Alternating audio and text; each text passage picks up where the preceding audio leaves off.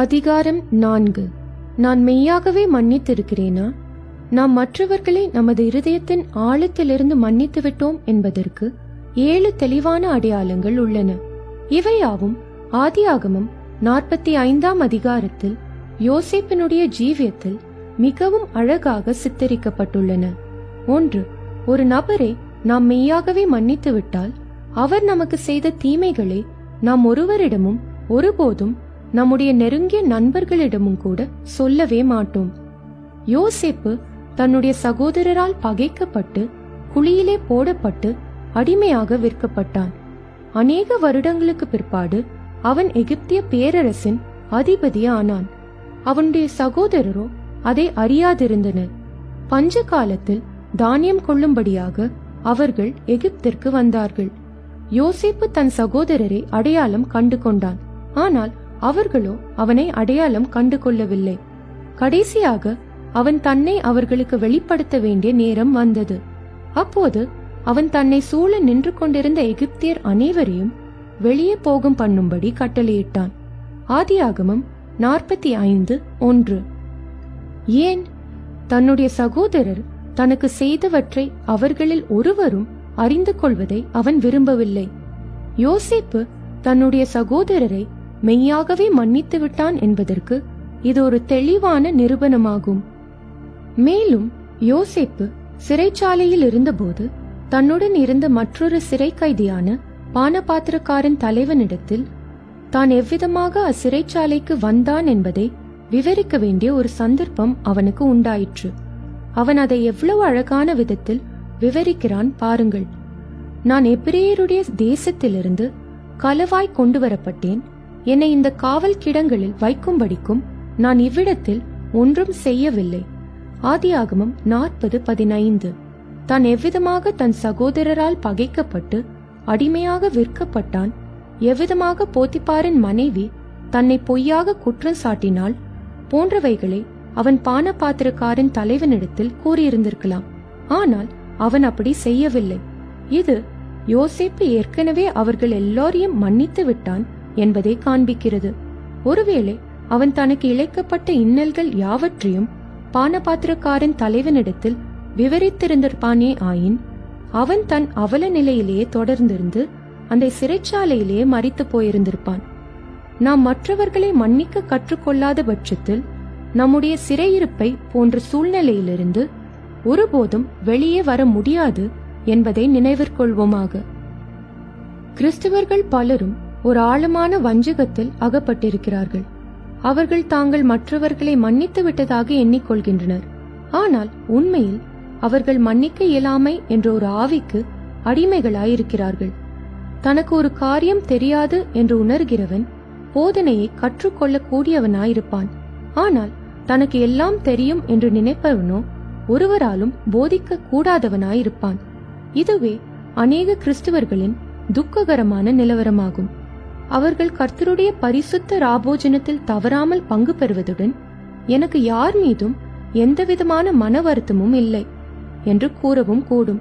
ஆனால் அவர்கள் தங்களுக்கு சந்தர்ப்பம் கிடைக்கும் போதெல்லாம் மற்றவர்கள் தங்களுக்கு விரோதமாக செய்தவற்றை பற்றி பேசுகிறார்கள். அத்துடன் அதை தொடர்ந்தாற்று போல் நான் அவர்களை மன்னித்து விட்டேன், ஆகிலும் அவர்கள் எப்படிப்பட்டவர்கள் என்பதை தான் நான் உங்களுக்கு சொல்லுகிறேன் என்றும் அவர்கள் கூறக்கூடும். தேவ பிள்ளைகள் சிலர் நடைமுறையில் சகோதரர் மீது குற்றம் சாட்டுகிறவனாகிய பிசாசினுடைய பிரதிநிதிகளாக இருக்கிறார்கள் என்பது எவ்வளவு துக்ககரமானது. கிறிஸ்தவ வாழ்க்கையின் முக்கியமானதொரு பாடமாகிய ஒருவனையும் தூஷியாமலும் இருக்க வேண்டும் என்பதை அநேக சபைகளும் குடும்பங்களும் புறக்கணித்திருக்கிறபடியினாலேயே அவை பிரிவினைகளையும் குழப்பங்களையும் சந்தித்துக் கொண்டிருக்கின்றன. மற்றவர்கள் உங்களுக்கு செய்த தீமைகளை நீங்கள் யாரிடத்திலாகிலும் சொல்ல முற்படும் அந்த க்ஷணத்தில்தானே இம்மையில் உங்கள் குடும்பத்தையும் விவாக வாழ்க்கையையும் நல் மனசாட்சியையும் சமாதானத்தையும் சந்தோஷத்தையும் மற்றும் பல நன்மைகளையும் மறுமையில் உங்களுக்கு கிடைக்க வேண்டிய சகல மேன்மைகளையும் கெடுத்து போடத்தக்கதாக மன்னிக்க இயலாமை என்னும் ஒரு பிசாசு உங்களுடைய ஜீவியத்தை ஆட்கொள்கிறது என்பதை நினைவிற்கொள்ளுங்கள். 2. ஒரு நபரை நாம் மெய்யாகவே மன்னித்து விட்டால் அவர் குற்றமுள்ள மனசாட்சியினால் வாதிக்கப்படுவதை நாம் விரும்ப மாட்டோம். அவர் தன்னைத்தானே மன்னித்துக் கொள்ளத்தக்கதாக நம்மால் இயன்ற அனைத்து உதவிகளையும் நாம் அவருக்கு செய்ய முற்படுவோம். யோசேப்பு தன் சகோதரரை மன்னித்து விட்ட போதிலும் அவனுடைய சகோதரரோ அவனை மன்னிக்கவில்லை என்பது வெளிப்படை. அவன் மீது அவர்களுக்கு கிஞ்சித்தேனும் அன்பு இருந்திருக்குமாயின் அவர்கள் பிற்பாடாகிலும் அவனை தேடி சென்றிருந்திருப்பார்கள். ஆனால் அவர்கள் அப்படி செய்யவில்லை. ஆகவே 20 வருடங்கள் கழித்து அவர்கள் அவனை பார்த்தபோது அவனுக்கு முன்பாக கலக்கமுற்றிருந்தார்கள் என்று ஆதியாகமம் 45:3 நாம் வாசிக்கிறோம். இது மற்றொரு மொழிபெயர்ப்பில் அவன் முன்னிலையில் அவர்கள் மிகவும் பயமடைந்தார்கள் என்று கூறப்பட்டுள்ளது. நமக்கு தீங்கிழைத்தவர்களை நாம் மன்னித்து நேசிக்க தவறினால் பிசாசானவன் எல்லாவிதமான எதிர்மயமான பயங்களினாலும் நம்முடைய இருதயங்களை நிரப்பிவிடுவான். அன்பிலே பயம் இல்லை. பூரண அன்பு பயத்தை புறம்பே தள்ளும். பயமானது வேதனையுள்ளது என்று 1 யோவான் 4:18 கூறுகிறது. ஆகவே மற்றவர்களை மன்னிக்க முடியாதவர்களுக்கு வேதனையுண்டு. அப்படிப்பட்டவர்கள் தங்களுடைய வாழ்க்கையில் பெரும்பாலும் இரகசிய பாவங்களே உடையவர்களாய் இருப்பார்கள். எனவே தங்கள் ஜீவியத்தில் இரகசிய பாவங்கள் உள்ளவர்களில் தங்களை வாதிக்கும் பயங்களும் இருப்பதை நாம் காணலாம். எதிர்மறையான பயங்கள் யாவும் பிசாசினிடத்திலிருந்தே வருகின்றன. நீங்கள் அப்படிப்பட்ட ஒரு பயத்தினால் பீடிக்கப்பட்டிருப்பீர்கள் ஆயின் இப்பொழுதே அவைகளிலிருந்து விடுதலை பெற வழியுண்டு. 1. உங்களில் ஏதாயினும் ஒரு இரகசிய பாவம் மறைத்து வைக்கப்பட்டிருக்குமாயின் அதற்காக நீங்கள் மனஸ்தாபப்பட்டு மனம் திரும்புங்கள். 2. உங்கள் மனதை புண்படுத்தியவர்களையும் நீங்கள் மனப்பூர்வமாய் மன்னித்து விடுங்கள். இவ்விரு காரியங்களையும் நீங்கள் செய்வீர்களே ஆகில் கர்த்தராகிய இயேசுவின் நாமத்தில் பயமாகிய பிசாசை சகல அதிகாரத்தோடும் கடிந்து கொள்ள உங்களுக்கு எல்லா உரிமையும் இருக்கும். பிசாசுக்கு எதிர்த்து நில்லுங்கள், அப்பொழுது அவன் உங்களை விட்டு ஓடி போவான். யாக்கோபு 4:7. தேவன் நமக்கு பயமுள்ள ஆவியை கொடாமல் அன்புள்ள ஆவியையே கொடுத்திருக்கிறார். 2 தீமோத்தேயு 1:7. மறுபக்கத்தில் தன்னுடைய சகோதரர் தன் முன்னணியில் பயமடைந்தவர்களாய் நின்று கொண்டிருந்த போது யோசேப்பு அவர்களிடம் என்ன சொல்லுகிறான்? என்னை விற்று போட்டதினால் நீங்கள் சஞ்சலப்பட வேண்டாம் என்பதே. வேறு வார்த்தைகளில் கூறின், நீங்கள் உங்களையே குற்றப்படுத்திக் கொள்ள வேண்டாம் என்று அவன் கூறுகிறான். இதுவே மெய்யான மன்னிக்கும் ஆவி ஆகும். நீங்கள் உங்களுக்கு விரோதமாக தவறிழைத்த ஒரு நபரை மெய்யாகவே மன்னிக்கவில்லை என்றால், ஆம், நான் உனக்கு மன்னித்து விட்டேன், ஆனால் நீயோ ஒரு பாடம் கற்றுக்கொள்ளத்தான் வேண்டும். நீ எனக்கு செய்தவைகளின் நிமித்தமாகவே இன்று இவ்வாறு பாடுபடுகிறாய் என்று சொல்லுவீர்கள். இது கிறிஸ்துவின் ஆவி அல்ல. நமக்கு யாராகிலும் தீங்கு செய்துவிட்டால் அந்நபருக்கு யாதொரு தீங்கும் வரக்கூடாது என்று முழு இருதயத்தோடும் நாம் ஜெபிக்க வேண்டும். ஒருவேளை ஏதாகிலும் தீங்கு அந்த நபருக்கு நேரிட்டாலும் அவருடைய விடுதலைக்காக நாம் தேவனை நோக்கி கெஞ்ச வேண்டும். 3. ஒரு நபரை நாம் மெய்யாகவே மன்னித்து விட்டால் அவர் முன்பிருந்ததை பார்க்கிலும் நம்மோடு மிகவும் நெருங்கியிருக்க வேண்டும் என நாம் விரும்புவோம். யோசேப்பு தன் சகோதரரிடம் என் கிட்ட வாருங்கள் என்று ஆதியாகமம் 45:4 கூறுகிறான். என் கிட்ட நெருங்கி வாருங்கள் என்று இதன் மற்றொரு மொழிபெயர்ப்பு கூறுகிறது. மன்னிக்க முடியாத சுபாவம் உள்ளவர்களாய் இருந்த அச்சகோதரர்கள் அவனுக்கு தூரமாக நின்று கொண்டிருந்த போதிலும் யோசேப்பு அவர்கள் தனக்கு அருகில் இருக்க வேண்டும் என விரும்பினான். தன்னுடைய சகோதரர் மாத்திரமல்ல, அவர்களுடைய பிள்ளைகளும் பின் சந்ததியினரும் கூட தன் அருகில் இருக்க வேண்டும் என அவன் விரும்பினான். நீரும் உம்முடைய பிள்ளைகளும் அவர்களுடைய பிள்ளைகளும் உம்முடைய ஆடு மாடுகளோடும் உமக்கு உண்டாயிருக்கிற யாவற்றோடும் என் சமீபத்தில் இருக்கலாம் என்று அவன் தன் தகப்பனுக்கு செய்தி அனுப்புகிறான். இது மெய்யான மன்னித்தலின் ஒரு அடையாளமாகும். சிலர், நான் அந்த நபரை மன்னித்து விட்டேன், ஆனாலும் நான் அவரிடத்திலிருந்து சற்று தூரமாகவே இருந்து கொள்ளுவேன், ஏனெனில் நான் அவரோடு நெருங்கிய சகவாசம் வைத்துக் கொண்டால் இன்னும் அதிகமான பிரச்சனைகள் எழும்பக்கூடும் என்று கூறுகின்றனர். இது பிசாசினுடைய ஒரு சூழ்ச்சியாகும். நீங்கள் மெய்யாகவே ஒரு நபரை மன்னித்திருப்பீர்கள் என்றால் முன்பிருந்ததை காட்டிலும் அந்த நபர் உங்களுக்கு அதிக சமீபமாயிருப்பதை நீங்கள் உண்மையாகவே அந்நபர் ஒருவேளை உங்களை விட்டு சற்று அகன்றே இருக்க முயற்சிக்க கூடும். ஆகிலும் உங்களுடைய மன்னிக்கும் அன்பானது கிறிஸ்துவுக்காக அவரை ஆதாயப்படுத்திக் கொள்ளும்படி அவரை நாடி செல்ல வேண்டும். இதையே கர்த்தராகிய இயேசு கிறிஸ்து நமக்கு செய்திருக்கிறார். அவர் நமக்கு மன்னித்து விட்டு, நான் உன்னை மன்னித்து விட்டேன், ஆனால் நீ என்னிடத்தில் நெருங்கி வராதே, நானும் உன் அருகில் வரமாட்டேன். நீ என்னோடு பேச வேண்டாம், நானும் உன்னோடு பேச மாட்டேன். நீ என்னுடைய வீட்டுக்கு பரலோகத்திற்கு வர வேண்டாம், நானும் உன்னுடைய வீட்டுக்கு வரமாட்டேன் என்று நம்மிடத்தில் சொல்வாராயின் நம்முடைய உள்ளுணர்வுகள் எவ்வாறு இருக்கும்? அப்படிப்பட்ட ஒரு மன்னிப்பு வெறும் பரியாசம் பண்ணுவதாகவும் அர்த்தமற்றதாகவுமே இருக்குமன்றோ? நாம் பாவிகளாய் இருக்கையில் அவர் நம்மில் அன்பு கூர்ந்து நம்மை அவருடைய இருதயத்தோடு நெருங்கி இருக்க செய்யும்படியாகவே பரலோகத்தை விட்டு இறங்கி வந்தார். அவர் நம்மை தேடி வந்தார். நாம் அவரை தேடி செல்லவில்லை, ஆனால் அவரே நம்மை நாடி வந்தார். நமக்கும் நமக்கு தீங்கு செய்தவர்களுக்கும் இடையில் நாம் வைத்துக் கொள்ளும் பாதுகாப்பான இடைவெளி உண்மையில் மிகவும் அபாயகரமானதும் பாதுகாப்பற்றதுமான ஒரு இடைவெளியே ஆகும். நாம் ஒருவேளை ஒரு நபரை சரீர பிரகாரமாக சென்று சந்திக்கலாம், ஆனால் நம்முடைய இருதயமோ அவரை விட்டு கோடிக்கணக்கான மைல்கள் அப்பால் இருக்கலாம். நாம் அதை புறம்பே காண்பித்துக் கொள்ளாமல் இருக்கக்கூடும். சிலர் தங்களுக்கும் தங்கள் பெற்றோர், மனைவி அல்லது கணவன் இவர்களுக்கும் இடையே புதிய இடைவெளி வைத்திருப்பதாக கூறுகிறார்கள். தேவ பிள்ளையே, இந்த நிலைமையில் நீ மரித்தால் அவ்விதம் ஒருவருக்கும் சம்பவியாதிருப்பதாக. நித்தியத்தில் உனக்கு என்ன சம்பவிக்கும்? உனக்கும் உனக்கு விரோதமாக தவறிழைத்தவர்களுக்கும் இடையில் பாதுகாப்பான இடைவெளி என நீ வைத்திருந்த பாதுகாப்பற்ற இடைவெளி நித்தியத்தில் உனக்கும் பரலோகத்தில் உள்ளவர்களுக்கும் இடையே ஸ்திரமான ஒரு பெரிய பிளவாக அமைந்துவிடும். தகப்பனாகிய ஆபிரகாம் பாதாளத்திலிருந்து ஐஸ்வர்யவானிடம் சொல்வதை கவனிக்கவும். அதுவும் அல்லாமல் இவ்விடத்திலிருந்து உங்களிடத்திற்கு கடந்து போகவும் அவ்விடத்திலிருந்து எங்களிடத்திற்கு கடந்து வரவும் மனதுள்ளவர்களுக்கு கூடாதபடிக்கு எங்களுக்கும் உங்களுக்கும் நடுவே பெரும் பிளர்ப்பு உண்டாக்கப்பட்டிருக்கிறது. ஆங்கிலத்தில் ஃபிக்ஸ்ட், நிலையாக ஏற்படுத்தப்பட்டிருக்கிறது என்று லூக்கா 16:26 கூறப்பட்டுள்ளது. இவ்வுலகத்தில் நாம் வெளிப்படுத்தும் நமது சுபாவமே நம்முடைய நித்தியத்தை நிர்ணயிக்கும். பாதாளத்திலிருந்த ஐஸ்வர்யவானுடைய விஷயத்தில் அவனுக்கும் பரதீசிலிருந்து லாசருவுக்கும் இடையில் ஏற்கனவே ஒரு பெரும் பிளப்பு நிலையாக ஏற்படுத்தப்பட்டிருந்தது என நாம் வாசிக்கிறோம். நித்தியத்தில் அது நீக்கப்பட முடியாது. ஆனால் இப்பூமியில் ஜீவித்துக் கொண்டிருக்கும் நம்முடைய விஷயத்தில் நமக்கும் நம்முடைய சகோதரருக்கும் இடையில் அப்படிப்பட்ட ஒரு பெரும் பிளப்பை நாம் உண்டாக்கியிருப்போம் என்றால் அதை நீக்கிவிடக் கூடாதபடி இப்போது அதிக தாமதமாகிவிடவில்லை. இப்போதுதானே தேவனுடைய கிருபையினாலே நாம் அதை நீக்கிவிடலாம். கர்த்தருக்கு ஸ்தோத்திரம்.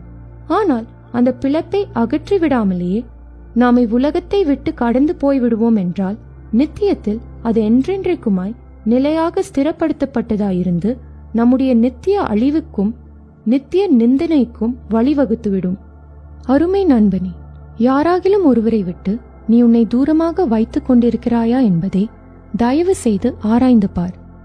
நீ அந்த பெரும் பிளப்பை இப்போது அகற்றிவிடாவிட்டால் அதுவே உன்னுடைய நித்தியமான அழிவுக்கு வழிவகுத்துவிடும் என்பதை உணர்கிறாயா? தயவு செய்து உனக்கு விரோதமாக தவறிழைத்தவரை நீ மன்னித்து விடுவாயாக. நீ கிறிஸ்துவுக்காக அவரை ஆதாயப்படுத்தும் வரை அவர் பேரில் உள்ள அன்பினாலும் மனதுருக்கத்தினாலும் உன்னுடைய இருதயம் அவருக்கு பின்னாக செல்லட்டும். அந்த பெரும் பிளப்பை இன்றைக்கே தகர்த்தெறிவாயாக. அவர் உன்னிடத்தில் பேசவில்லை என்றாலும் நீயே அவரிடத்தில் போய் பேசுவாயாக. அவர் உன்னை வாழ்த்தாவிட்டாலும் நீயே அவரண்டை போய் உற்சாகமாய் அவரை வாழ்த்துவாயாக. அவர் உனக்கு கடிதம் எழுதாவிட்டாலும் அல்லது தொலைபேசி மூலம் உன்னோடு தொடர்பு கொள்ளாவிட்டாலும் நீயே அவருக்கு கடிதம் எழுதுவாயாக, அல்லது இன்றைக்கே தொலைபேசி மூலம் அவரோடு தொடர்பு கொள்வாயாக. அவருக்காக மேலும் ஒரு மைல் கூட சென்று பிசாசை வெட்கப்படுத்துவாயாக. ஒருவனுடைய வழிகள் கர்த்தருக்கு பிரியமாயிருந்தால் அவனுடைய சத்துருக்களும் அவனோடு சமாதானமாகும்படி அவர் செய்வார். நீதிமொழிகள் 16:7. உன்னுடைய வழிகள் மெய்யாகவே கர்த்தருக்கு பிரியமாய் இருக்கின்றனவா? 4. மெய்யான மன்னிப்பு புதிய ஜீவனை அளிக்கிறது. மன்னிக்க முடியாத ஆவியோ மரணத்தை வருவிக்கிறது. ஜீவரட்சணை செய்யும்படிக்கு தேவன் என்னை உங்களுக்கு முன்னே அனுப்பினார்.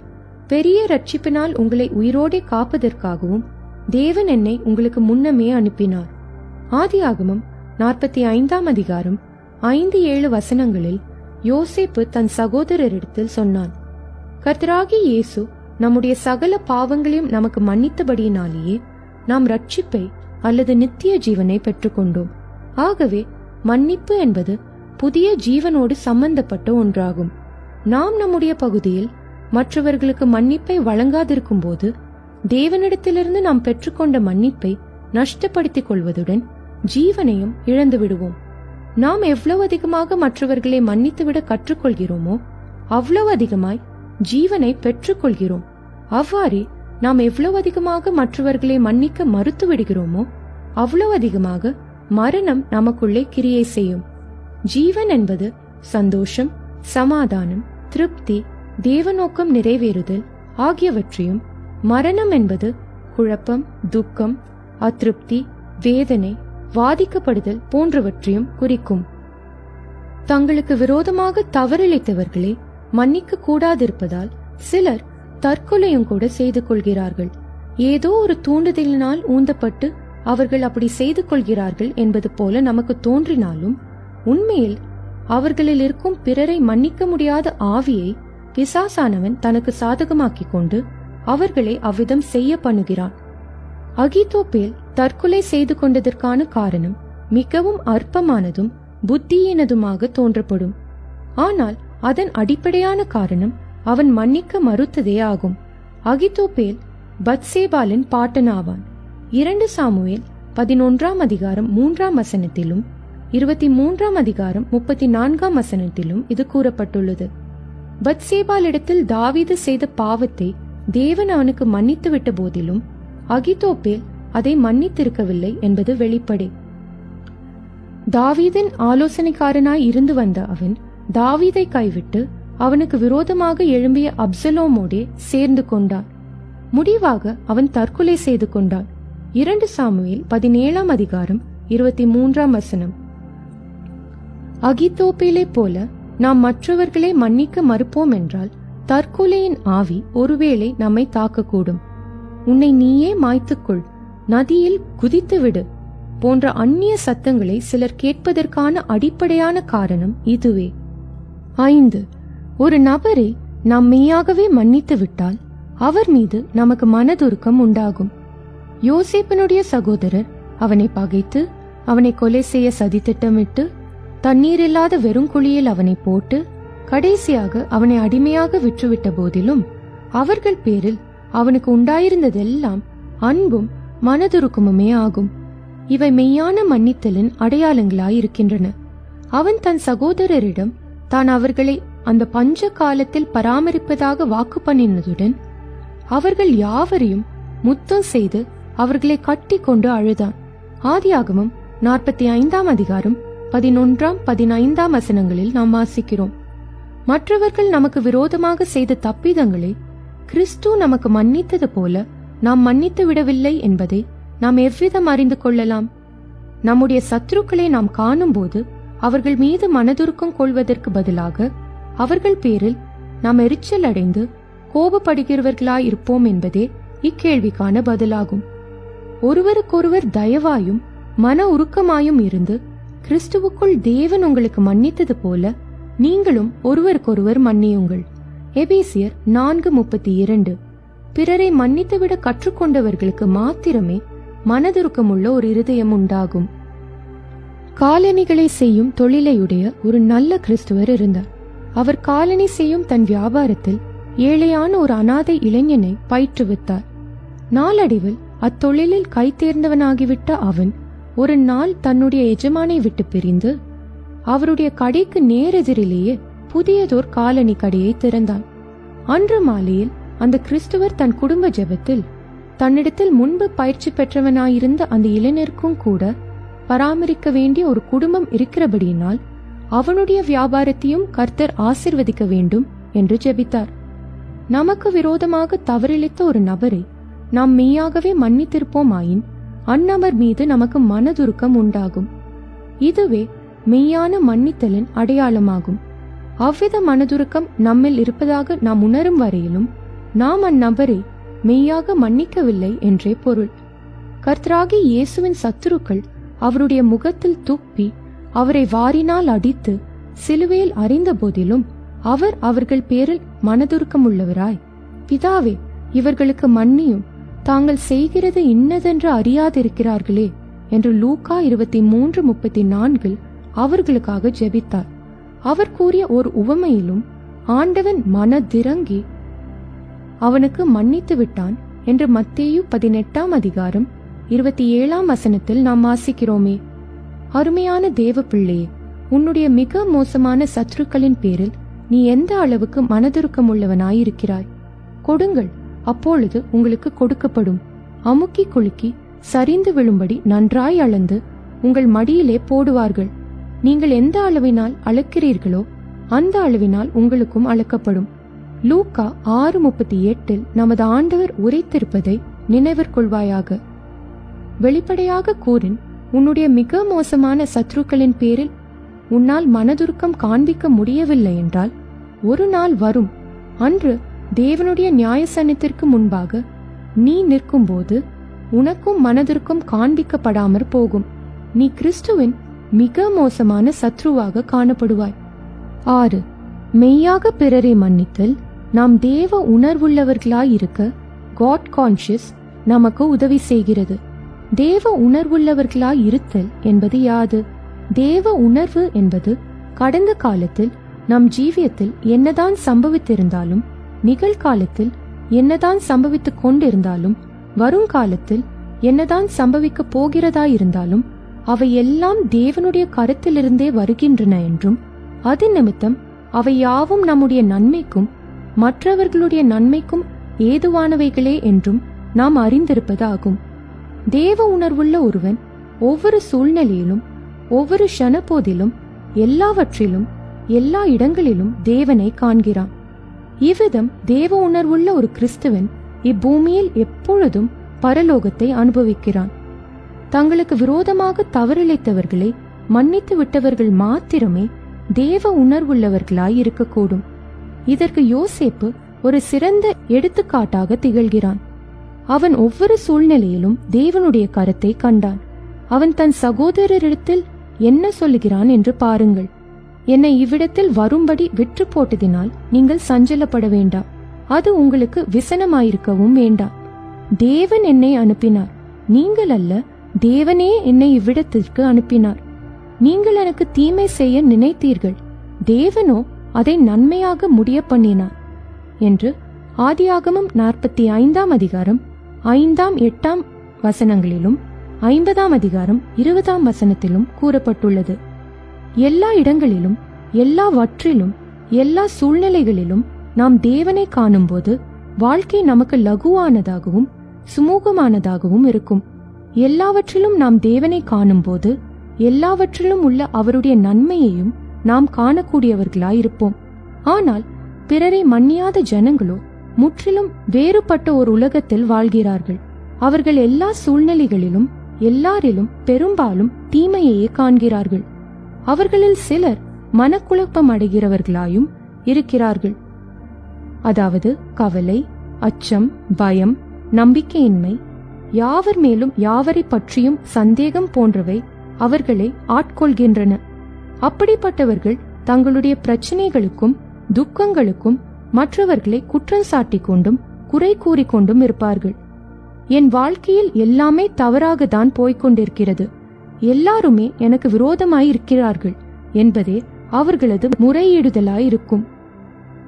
சுய உணர்வுள்ளவர்கள் ஒரு குறிப்பிட்ட சூழ்நிலையை சகலமும் தவறாக போய்கொண்டிருப்பதாக காணும்போது, தேவ உணர்வுள்ளவர்களோ அதே சூழ்நிலையை சகலமும் நன்மையாகவே நடப்பதாக காண்கிறார்கள்.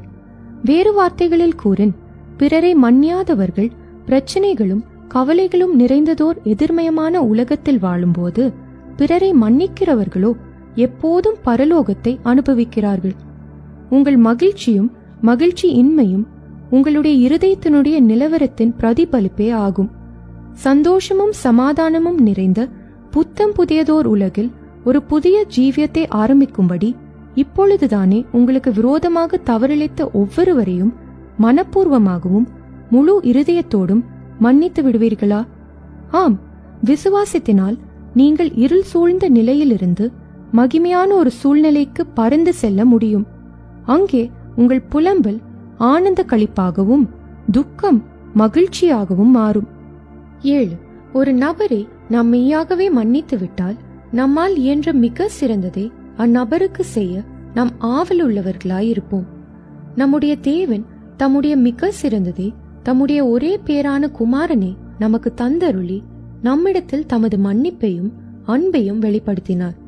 தேவன் தம்முடைய ஒரே பேரான குமாரனை விசுவாசிக்கிறவன் எவனோ அவன் கெட்டு போகாமல் நித்திய ஜீவனை அடையும்படிக்கு அவரை தந்தருளி இவ்வளவாய் உலகத்தில் அன்பு கூர்ந்தார். யோவான் 3:16. நீதிமானுக்காக ஒருவன் மரிக்கிறது அரிது, நல்லவனுக்காக ஒருவேளை ஒருவன் மரிக்க துணிவான். நாம் பாவிகளாயிருக்கையில் கிறிஸ்து நமக்காக மரித்ததினாலே தேவன் நம்மேல் வைத்த தமது அன்பை விளங்க பண்ணுகிறார். ரோமர் 5:7-8. கர்த்தராகிய இயேசு தம்முடைய மிக சிறந்ததை தம்முடைய சொந்த ஜீவனையே நமக்காக கொடுத்து மிகவும் மோசமான பாவிகளாகிய நம்மிடத்தில் தம்முடைய மன்னிப்பையும் அன்பையும் காண்பித்தார். கிறிஸ்துவை போன்ற மன்னித்தலின் மிக சிறந்த அடையாளம் இதுவே. மெய்யான மன்னித்தலை வெளிப்படுத்தக்கூடிய இதை காட்டிலும் 7. ஒரு நபரை நாம் மெய்யாகவே மன்னித்து விட்டால் நம்மால் இயன்ற மிக சிறந்ததை அந்நபருக்கு செய்ய நாம் ஆவல் உள்ளவர்களாயிருப்போம். நம்முடைய தேவன் தம்முடைய மிக சிறந்ததை தம்முடைய ஒரே பேரான குமாரனை நமக்கு தந்தருளி நம்மிடத்தில் தமது மன்னிப்பையும் அன்பையும் வெளிப்படுத்தினார். தேவன் தம்முடைய ஒரே பேரான குமாரனை விசுவாசிக்கிறவன் எவனோ அவன் கெட்டு போகாமல் நித்திய ஜீவனை அடையும்படிக்கு அவரை தந்தருளி இவ்வளவாய் உலகத்தில் அன்பு கூர்ந்தார். யோவான் 3:16. நீதிமானுக்காக ஒருவன் மரிக்கிறது அரிது, நல்லவனுக்காக ஒருவேளை ஒருவன் மரிக்க துணிவான். நாம் பாவிகளாயிருக்கையில் கிறிஸ்து நமக்காக மரித்ததினாலே தேவன் நம்மேல் வைத்த தமது அன்பை விளங்க பண்ணுகிறார். ரோமர் 5:7-8. கர்த்தராகிய இயேசு தம்முடைய மிக சிறந்ததை தம்முடைய சொந்த ஜீவனையே நமக்காக கொடுத்து மிகவும் மோசமான பாவிகளாகிய நம்மிடத்தில் தம்முடைய மன்னிப்பையும் அன்பையும் காண்பித்தார். கிறிஸ்துவை போன்ற மன்னித்தலின் மிக சிறந்த அடையாளம் இதுவே. மெய்யான மன்னித்தலை வெளிப்படுத்தக்கூடிய இதை காட்டிலும் மேலான அடையாளம் வேறொன்றுமில்லை. கிறிஸ்துவை போன்று நாம் மன்னிக்கும் போது நம்முடைய மிக மோசமான சத்ருவுக்கும் நம்மால் இயன்ற மிக சிறந்ததை செய்ய விரும்புவோம்.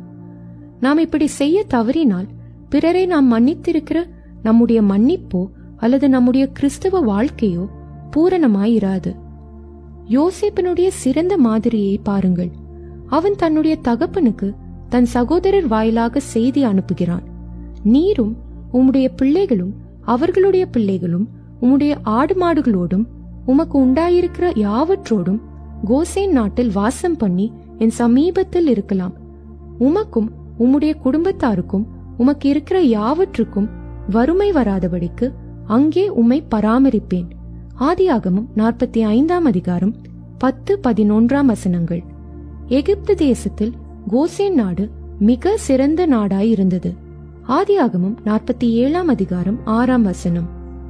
யோசேப்பு தன்னை கொல்லும்படியாக முயற்சித்து தன்னை ஒரு அடிமையாக எகிப்திற்கு விற்று போட்டவர்களான தன்னுடைய மிக மோசமான சத்ருக்களுக்கு தன்னால் இயன்ற மிக சிறந்ததை கொடுத்தான். நம்முடைய சத்ருக்களின் பேரில் அப்படிப்பட்ட அன்பினால் நிறைந்திருக்கும் நிலையில் வந்தெட்டும் வரை நாம் கிறிஸ்துவை போன்று மன்னித்தலை கற்றுக்கொள்ளவில்லை என்றே பொருள். அமெரிக்காவில் வாஷிங்டன் டிசியில் உள்ள கேபிட்டல் ஹில் என்னும் இடத்தில் தேசிய ஜெப நாளன்று 1994 மே 5 கிறிஸ்துவ நண்பர் ஒருவர் உரைத்த சாட்சி அனைவரையும் மெய் சிலர்க்க செய்தது. தேவனுடைய மகிமைக்காக அவரது சாட்சி உலகெங்கும் ஒளிபரப்பப்பட்டு யாவருக்கும் பெரும் ஆசீர்வாதமாயிற்று. அவருடைய மகன் மற்றொரு வாலிபனால் கொல்லப்பட்டான். இது நிமித்தம் அவ்வாலிபனுக்கு 15 ஆண்டுகள் சிறை தண்டனை விதிக்கப்பட்டது. அவரோ அவனை மனப்பூர்வமாக மன்னித்து அடிக்கடி சிறைச்சாலைக்கு சென்று அவ்வாலிபனை சந்தித்து அவனில் அன்பு பாராட்டி கிறிஸ்துவின் அன்பை அவனோடு பகிர்ந்து வந்தார். இது அவனுடைய வாழ்க்கையை முற்றிலும் மாற்றிவிட்டது. அவன் சிறையினின்று வெளியே வந்ததும் அப்பெரியவர் கொலை செய்யப்பட்டு போன தன் மகனுக்கு பதிலாக அவ்வாலிபனையே தன் சுவீகர புத்திரனாக்கி தகப்பனில்லாதிருந்த அவனுக்கு தானே தகப்பனானார். அவனுடைய உயர்கல்விக்கான ஏற்பாடுகளையும் அவர் செய்தார். இதுவே கிறிஸ்துவை போன்று மன்னித்தலாகும். அந்த தகப்பனார் தன் மகனை கொன்றவன் பேரில் பகையுணர்வு கொண்டிருந்தால் அவ்வாலிபன் ஒரு காலும் மாற்றம் அடைந்திருக்க முடியாது. பிறரை மன்னிக்க முடியாதவர்களால் நிறைந்திருக்கும் இவ்வுலகை மாற்றி அமைக்கும்படி இப்படிப்பட்ட மன்னிக்கிற பரிசுத்தவான்கள் தேவை. இவ்வுண்மையை வலியுறுத்தும் மற்றொரு சம்பவம் கீழே கொடுக்கப்பட்டிருக்கிறது. அமெரிக்காவில் இருந்து 5 மிஷனரிகள் தங்கள் சுகபோகங்களை துறந்து சுவிசேஷ ஊழியம் செய்யும்படி எவ்வித வசதியுமற்ற இக்கடோர் என்னும் இடத்திற்கு மனப்பூர்வமாக சென்றனர். ஆனால் அங்கிருந்த பழங்குடியினரால் அவர்கள் 5 கொல்லப்பட்டனர். இக்கொடூர சம்பவம் 956 ஆண்டு ஜனவரி 8 நடந்தது. ஒரு ஏரியில் அவர்களுடைய சடலங்கள் வீசி எறியப்பட்டு மிதந்து கொண்டு இருந்தன. இப்படுகொலை அங்கு நிகழ்ந்தது நிமித்தமாக அதற்கு பிறகு ஒருவரும் சுவிசேஷ பணி செய்யும்படி அங்கு செல்ல முன்வரவில்லை. ஆனால் கொல்லப்பட்டவர்களில் ஒருவருடைய மனைவியார் நேட் செயின்ட் என்பவரும் தன் 2 சிறு பிள்ளைகள் ஸ்டீவ் கேத்தியுடன் கூட அவர்கள் மத்தியிலே தங்கியிருந்து ஊழியம் செய்ய தீர்மானித்தார்கள். அம்மாது அவர்களுக்கு கிறிஸ்துவின் அன்பை பகிர்ந்தளிக்க விரும்பினார்கள். நாகரிகமற்ற அப்பழங்குடியினர் யாதொருவன் மேல் கோபமுற்றால் விஷமுள்ள கூர்நுனியை கொண்ட தங்கள் ஈட்டியை அந்நபர் மேல் எறிய அவன் உடனடியாக மாண்டு போவான். அப்படிப்பட்டவர்களை அம்மாதுவின் அன்பு கிறிஸ்துவுக்காக வென்றது. மிஷனரிமாரை கொன்ற கொலைபாதகர் 2 கீமோ டூயி ஆச்சரியமான விதத்தில் ரட்சிக்கப்பட்டனர். ஆங்கிலம் கற்றுக்கொள்ளவும் வேதாகம அறிவடையவும் அம்மாதுவினால் வட அமெரிக்காவுக்கு அனுப்பி வைக்கப்பட்டனர். சில வருடங்கள் கழித்து அவர்கள் சுவிசேஷகர்களாக தங்கள் தாயகம் திரும்பினர். இதனிடையில் அந்த மிஷனரி மாதுவின் பிள்ளைகள் ஞானஸ்தானம் பெற்றுக்கொள்ள வேண்டிய பருவம் அடைந்தனர். முன்பு தங்கள் தகப்பனை படுகொலை புரிந்தவர்களாயிருந்து இப்போது பரிசுத்தவான்களாக மாற்றப்பட்டிருந்த அவ்விரு தேவ ஊழியரின் கைகளால் தங்கள் தகப்பனின் சடலம் வீசி எறியப்பட்டிருந்த அதே ஏரியில் அவ்விருவரும் ஞானஸ்தானம் பெற்று அப்பழங்குடியினர் மத்தியிலே ஊழியம் செய்ய தங்களை அர்ப்பணித்தனர். இதுவே உண்மையான மன்னிப்பாகும். இன்றைய அவசர தேவை யோசேப்புகளே. அவர்களால் மட்டுமே ஆவிக்குரிய பஞ்சத்தால் வாடும் இவ்வுலகத்தை போஷிக்க முடியும். அப்படிப்பட்ட பரிசுத்தவான்களால் மட்டுமே அழிந்து போகும் இருண்ட இவ்வுலகத்திற்கு ஜீவனையும் வெளிச்சத்தையும் கொண்டு வர முடியும். அருமை வாசகரே, யோசேப்பின் இடத்தை நீரேன் எடுத்துக்கொள்ளக்கூடாது? சிலர் உம்மை கைவிட்டிருக்கலாம் அல்லது உபத்திரவப்படுத்தி இருக்கலாம். சிலர் போத்திப்பார்களை அல்லது போத்திப்பாரின் மனைவிகளை நீர் உம்முடைய வாழ்க்கையில் சந்தித்திருக்கலாம். இப்பொழுதே நீர் அவர்களை மன்னிப்பீரா?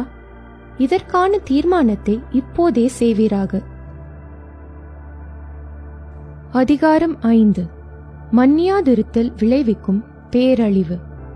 நமக்கு விரோதமாக தப்பிதம் செய்தவர்களை மன்னியாதிருக்கும் ஒரு ஆவியை நம்மில் பேணி வளர்ப்பதினால் நாம் செலுத்த வேண்டியதாயிருக்கும் கடும் கிரயத்தை பற்றி சற்றாகிலும் நாம் உணர்வுள்ளவர்களாய் இருந்தால் நாம் ஒரு காலம் அதற்கு இடமளிக்கவே மாட்டோம்.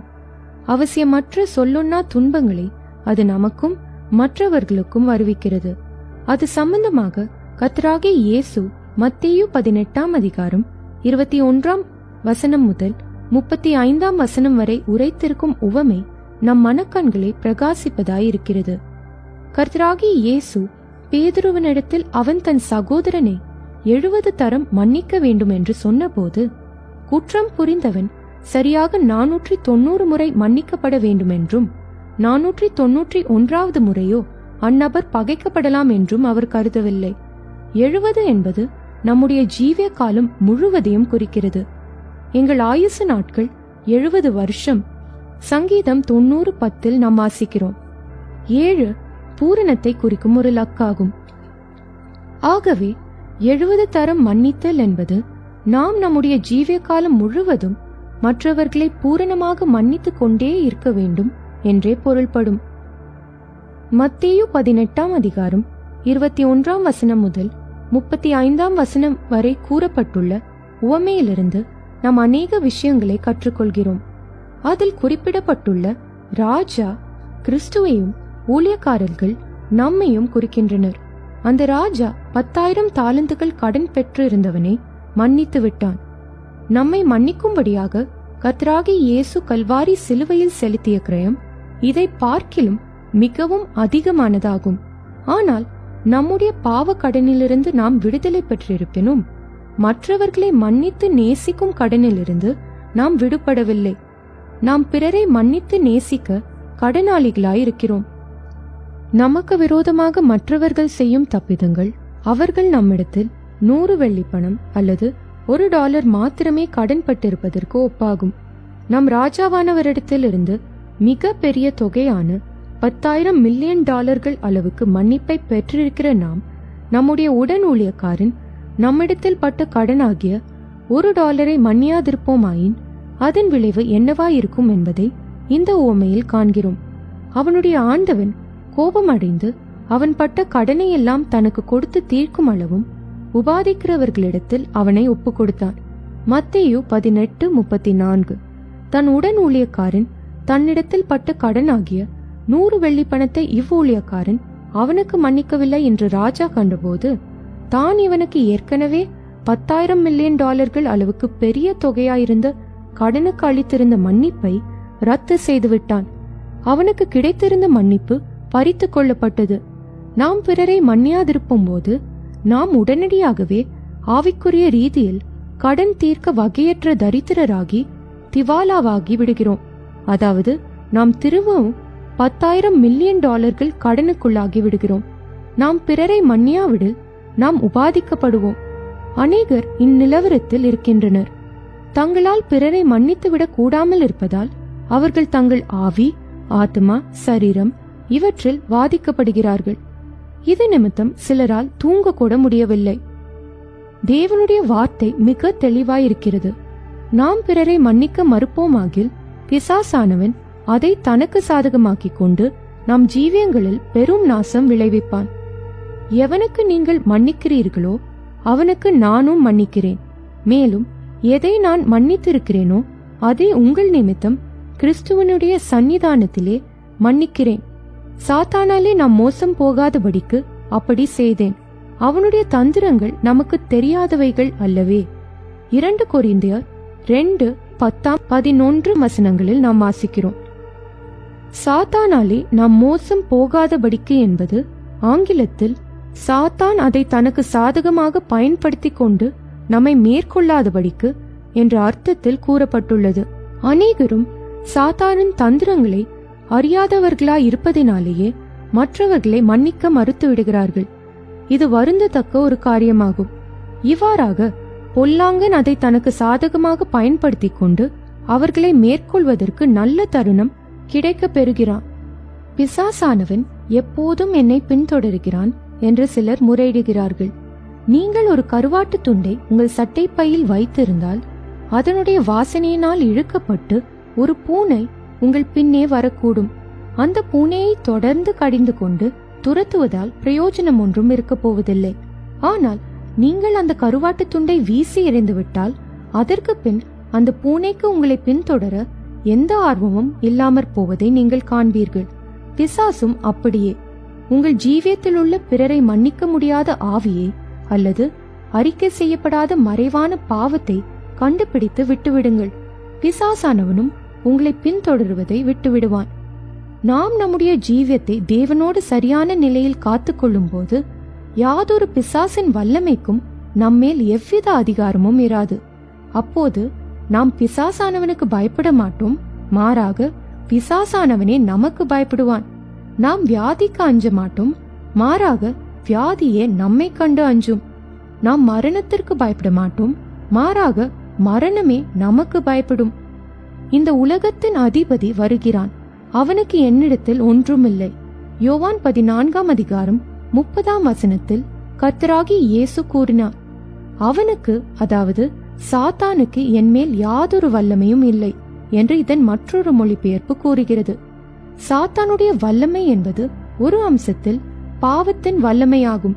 நாம் நம்முடைய ஜீவியத்தை தேவனோடு சரியான நிலையில் வைத்திருக்கும் போது சாத்தானுடைய வல்லமை தகர்க்கப்பட்டு நாம் விடுதலையாக்கப்படுகிறோம். நமக்கு விரோதமாக தவறிழைத்தவர்களை மன்னியாதிருப்பதன் மூலம் நாம் உண்மையில் நம்மை நாமே பிசாசுக்கு விற்று போடுகிறோம். அநேக விபத்துகளும் வியாதிகளும் மனிதரில் உள்ள பிறரை மன்னிக்க முடியாத ஆவியின் சோகமான விளைவுகளே என்பது சரித்திரபூர்வமான ஒரு உண்மையாகும். சிம்சன் சாண்டி என்னும் தம்பதியினர் அர்ப்பணிக்கப்பட்ட கிறிஸ்தவர்களாயிருந்த போதிலும் மிகவும் அற்பமான காரியங்களுக்கும் கூட ஒருவரை ஒருவர் மன்னிக்க கூடாதவர்களாயிருந்தனர். அவர்களுக்கு ஸ்டீஃபன் ஸ்டெஃபனி என்ற இரு அழகிய பிள்ளைகள் இருந்தனர். இளமை பருவத்திலிருந்த அவர்கள் இருவரும் ஒரு நாள் ஒரு விபத்துக்குள்ளாகி சற்றேறக்குரிய உடனடியாகவே மாண்டு போயினர். அப்போது அவர்களுடைய பெற்றோர் தங்கள் தவற்றை உணர்ந்து உடனடியாகவே தங்கள் பிள்ளைகளை அடக்கம் பண்ணுவதற்கு முன்னதாகவே தங்களுடைய தவற்றுக்காக மனஸ்தாபப்பட்டு ஒருவரை ஒருவர் மன்னித்து ஒருவரோடொருவர் ஒப்புரவாயினர். அருமையான நண்பனே, நீ மற்றவர்களை மன்னிப்பதற்காக ஒரு மரணத்துக்கு ஏதுவான விபத்தையோ ஒரு கடுமையான வியாதியையோ சந்திக்கும்படி காத்திருக்க வேண்டாம். எல்லா விபத்துகளும் வியாதிகளும் பிறரை மன்னியாதிருத்தலின் விளைவுகள் அல்ல என்பதை தயவு செய்து கவனிக்கவும். ஆயினும் ஒன்று நிச்சயம், நீங்கள் பிறரை மன்னிக்காவிட்டால் பாடுபட போவது நீங்கள்தான். மறுபக்கத்திலோ நீங்கள் மற்றவர்களை மனப்பூர்வமாக மன்னித்தால் தேவனுடைய உரக்க இரக்கங்களினாலும் கிருபையினாலும் முடிசூடப்படுவீர்கள். அத்துடன் மற்றவர்களுடைய சந்தோஷத்துக்கும் மகிழ்ச்சிக்கும் நீங்கள் காரணராகவும் இருப்பீர்கள். தேவனுடைய பிள்ளைகளாகிய நாம் நமக்கு விரோதமாக தவறிழைத்தவர்களை மன்னிக்காவிட்டால் நரகத்தில் நாம் அனுபவிக்க போகிற வேதனையானது பிசாசுகள் அடைவதை காட்டிலும் கடினமானதாயிருக்கும். ஏனெனில் பிசாசுகளுக்கு ஒருபோதும் அவை செய்த பாவங்களுக்கான மன்னிப்பு கொடுக்கப்படவில்லை. தேவதூதர்கள் பாவம் செய்த உடனேயே பிசாசுகளாக மாறி வேதனையுள்ள இடமாகிய பாதாளத்தில் தள்ளப்பட்டு போயினர். நமக்கு மாத்திரம் மன்னிப்பு அருளப்பட்டு தங்களுக்கு அருளப்படாதது நிமித்தம் ஏற்கனவே நம்மேல் கடும் கோபம் கொண்டிருக்கும் அப்பிசாசுகள் நரகத்தில் பங்கடையும் நம்மை தங்கள் ஆசை தீர வாதிக்குமன்றோ? கசப்பு என்னும் நச்சுவேர். கசப்பு அதாவது பிறரை மன்னித்து விட முடியாத ஆவி, பகை, கோபம், ஆத்திரம், எரிச்சல், விசனம், மனம் புண்பட்டிருத்தல் போன்றவை உங்களுடைய உள்ளுணர்வுகளின் சக்தியை இடைவிடாமல் முழுவதுமாக உறிஞ்சி எடுத்துவிடக்கூடிய அல்லது வடிகட்டிவிடக்கூடிய தன்மையுள்ளது. அதாவது நீங்கள் உங்கள் உள்ளுணர்வுகளில் மிகவும் பலவீனம் அடைந்து விடுவீர்கள் என்று ஒரு தேவ மனிதன் கூறுகிறார். நீங்கள் யார் மேலாகிலும் மனதில் கசப்புள்ளவர்களாய் இருந்தால் காரியங்கள் இன்னும் மோசமாகத்தக்கதாக நீங்கள் யார் மேல் கசப்பு வைத்திருக்கிறீர்களோ அந்நபரே உங்களுடைய ஜீவியத்தை அடக்கி ஆள ஆரம்பித்து விடுவார். உங்கள் எண்ணங்கள், உரையாடல்கள், உணர்வுகள், மனப்பான்மைகள் போன்ற யாவும் அந்நபரால் கட்டுப்படுத்தப்படும். வேறு வார்த்தைகளில் கூறின், உங்கள் சொந்த ஜீவியத்தின் மேல் உங்களுக்குள்ள கட்டுப்பாட்டை நீங்கள் இழந்து விடுவீர்கள். வேறொருவரே உங்கள் ஜீவியத்தை கட்டுப்படுத்திக் கொண்டிருப்பார். அதாவது நீங்கள் உங்கள் உள்ளுணர்வுகளில் சீர்குலைந்து போனவர்களாக இருப்பீர்கள். உங்கள் உள்ளுணர்வுகள் யாவும் அந்நபராலேயே அடிமைப்படுத்தப்பட்டிருக்கும். நீங்கள் தூங்க விரும்புவீர்கள், ஆனால் உங்களுக்கு விரோதமாக தவறிழைத்தவர் உங்கள் எண்ணங்களையும் கற்பனைகளும் ஆட்கொள்வதால் உங்களுக்கு எளிதில் நித்திரை வராது, அல்லது அது அடிக்கடி கலைக்கப்படும். நீங்கள் பசியாயிருப்பீர்கள், ஆனால் அந்நபர் மீதுள்ள கசப்பு உங்கள் உள்ளத்தை நிறைத்து விடுவதால் சுவை மிகுந்த ஆகாரம் கூட உங்களுக்கு விஷம் போல தென்படும். உங்களால் அதை சுவைத்து உண்ணவே முடியாது. பிறரை மன்னித்து விட முடியாத ஒரு ஆவி உங்களில் இருக்குமாயின் அது உங்கள் நன்னடத்தை, மனநிலை, சரீர ஆரோக்கியம், ஆவிக்குரிய ஜீவியம் போன்ற யாவற்றையுமே அழித்துவிடக் கூடும். ஆகையால் நீ உன் துர்க்குணத்தை விட்டு மனம் திரும்பி தேவனை நோக்கி வேண்டிக்கொள். ஒருவேளை உன் இருதயத்தின் எண்ணம் உனக்கு மன்னிக்கப்படலாம். அப்போஸ்தலர் 8:22 நாம் வாசிக்கிறோம். அதைத் தொடர்ந்து நீ கசப்பான பிச்சிலும் பாவ கட்டிலும் அகப்பட்டிருக்கிறதாக காண்கிறேன் என்று வசனம் 23 நாம் வாசிக்கிறோம். இது மற்றொரு மொழிபெயர்ப்பில் நீ கசப்பினால் விஷமேற்றப்பட்டு பாவத்தினால் கட்டப்பட்டிருக்கிறதை காண்கிறேன் என்று கூறப்பட்டுள்ளது. ஆம், நீங்கள் உங்கள் உள்ளத்தில் கசப்புக்கு இடமளிக்கும் போது ஒரு அர்த்தத்தில் வேண்டுமென்றே விஷத்தை உட்கொள்கிறீர்கள். அதுவும் உங்களுடைய சமாதானம், சந்தோஷம், ஆரோக்கியம், ஆவிக்குரிய கிருபை மற்றும் பல பெருந்திரளான நற்குணங்களை கொள்கிற மிக மோசமானதொரு விஷத்தையே நீங்கள் அருந்துகிறீர்கள் என்பது ஒரு அச்சுறுத்தும் உண்மையாகும்.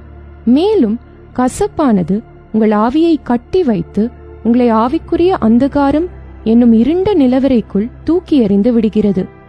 நீங்கள் எந்த மனிதர் பேராகிலும் கசப்பு வைத்திருந்தால் உங்கள் ஜீவியத்தில் அனுமதிக்கப்படும் ஒவ்வொரு சூழ்நிலைக்கும் பொறுப்புள்ளவராயிருக்கிற தேவன் பேரிலேயே கசப்பு வைத்திருக்கிறீர்கள் என்பதை நினைவிற்கொள்ளுங்கள்.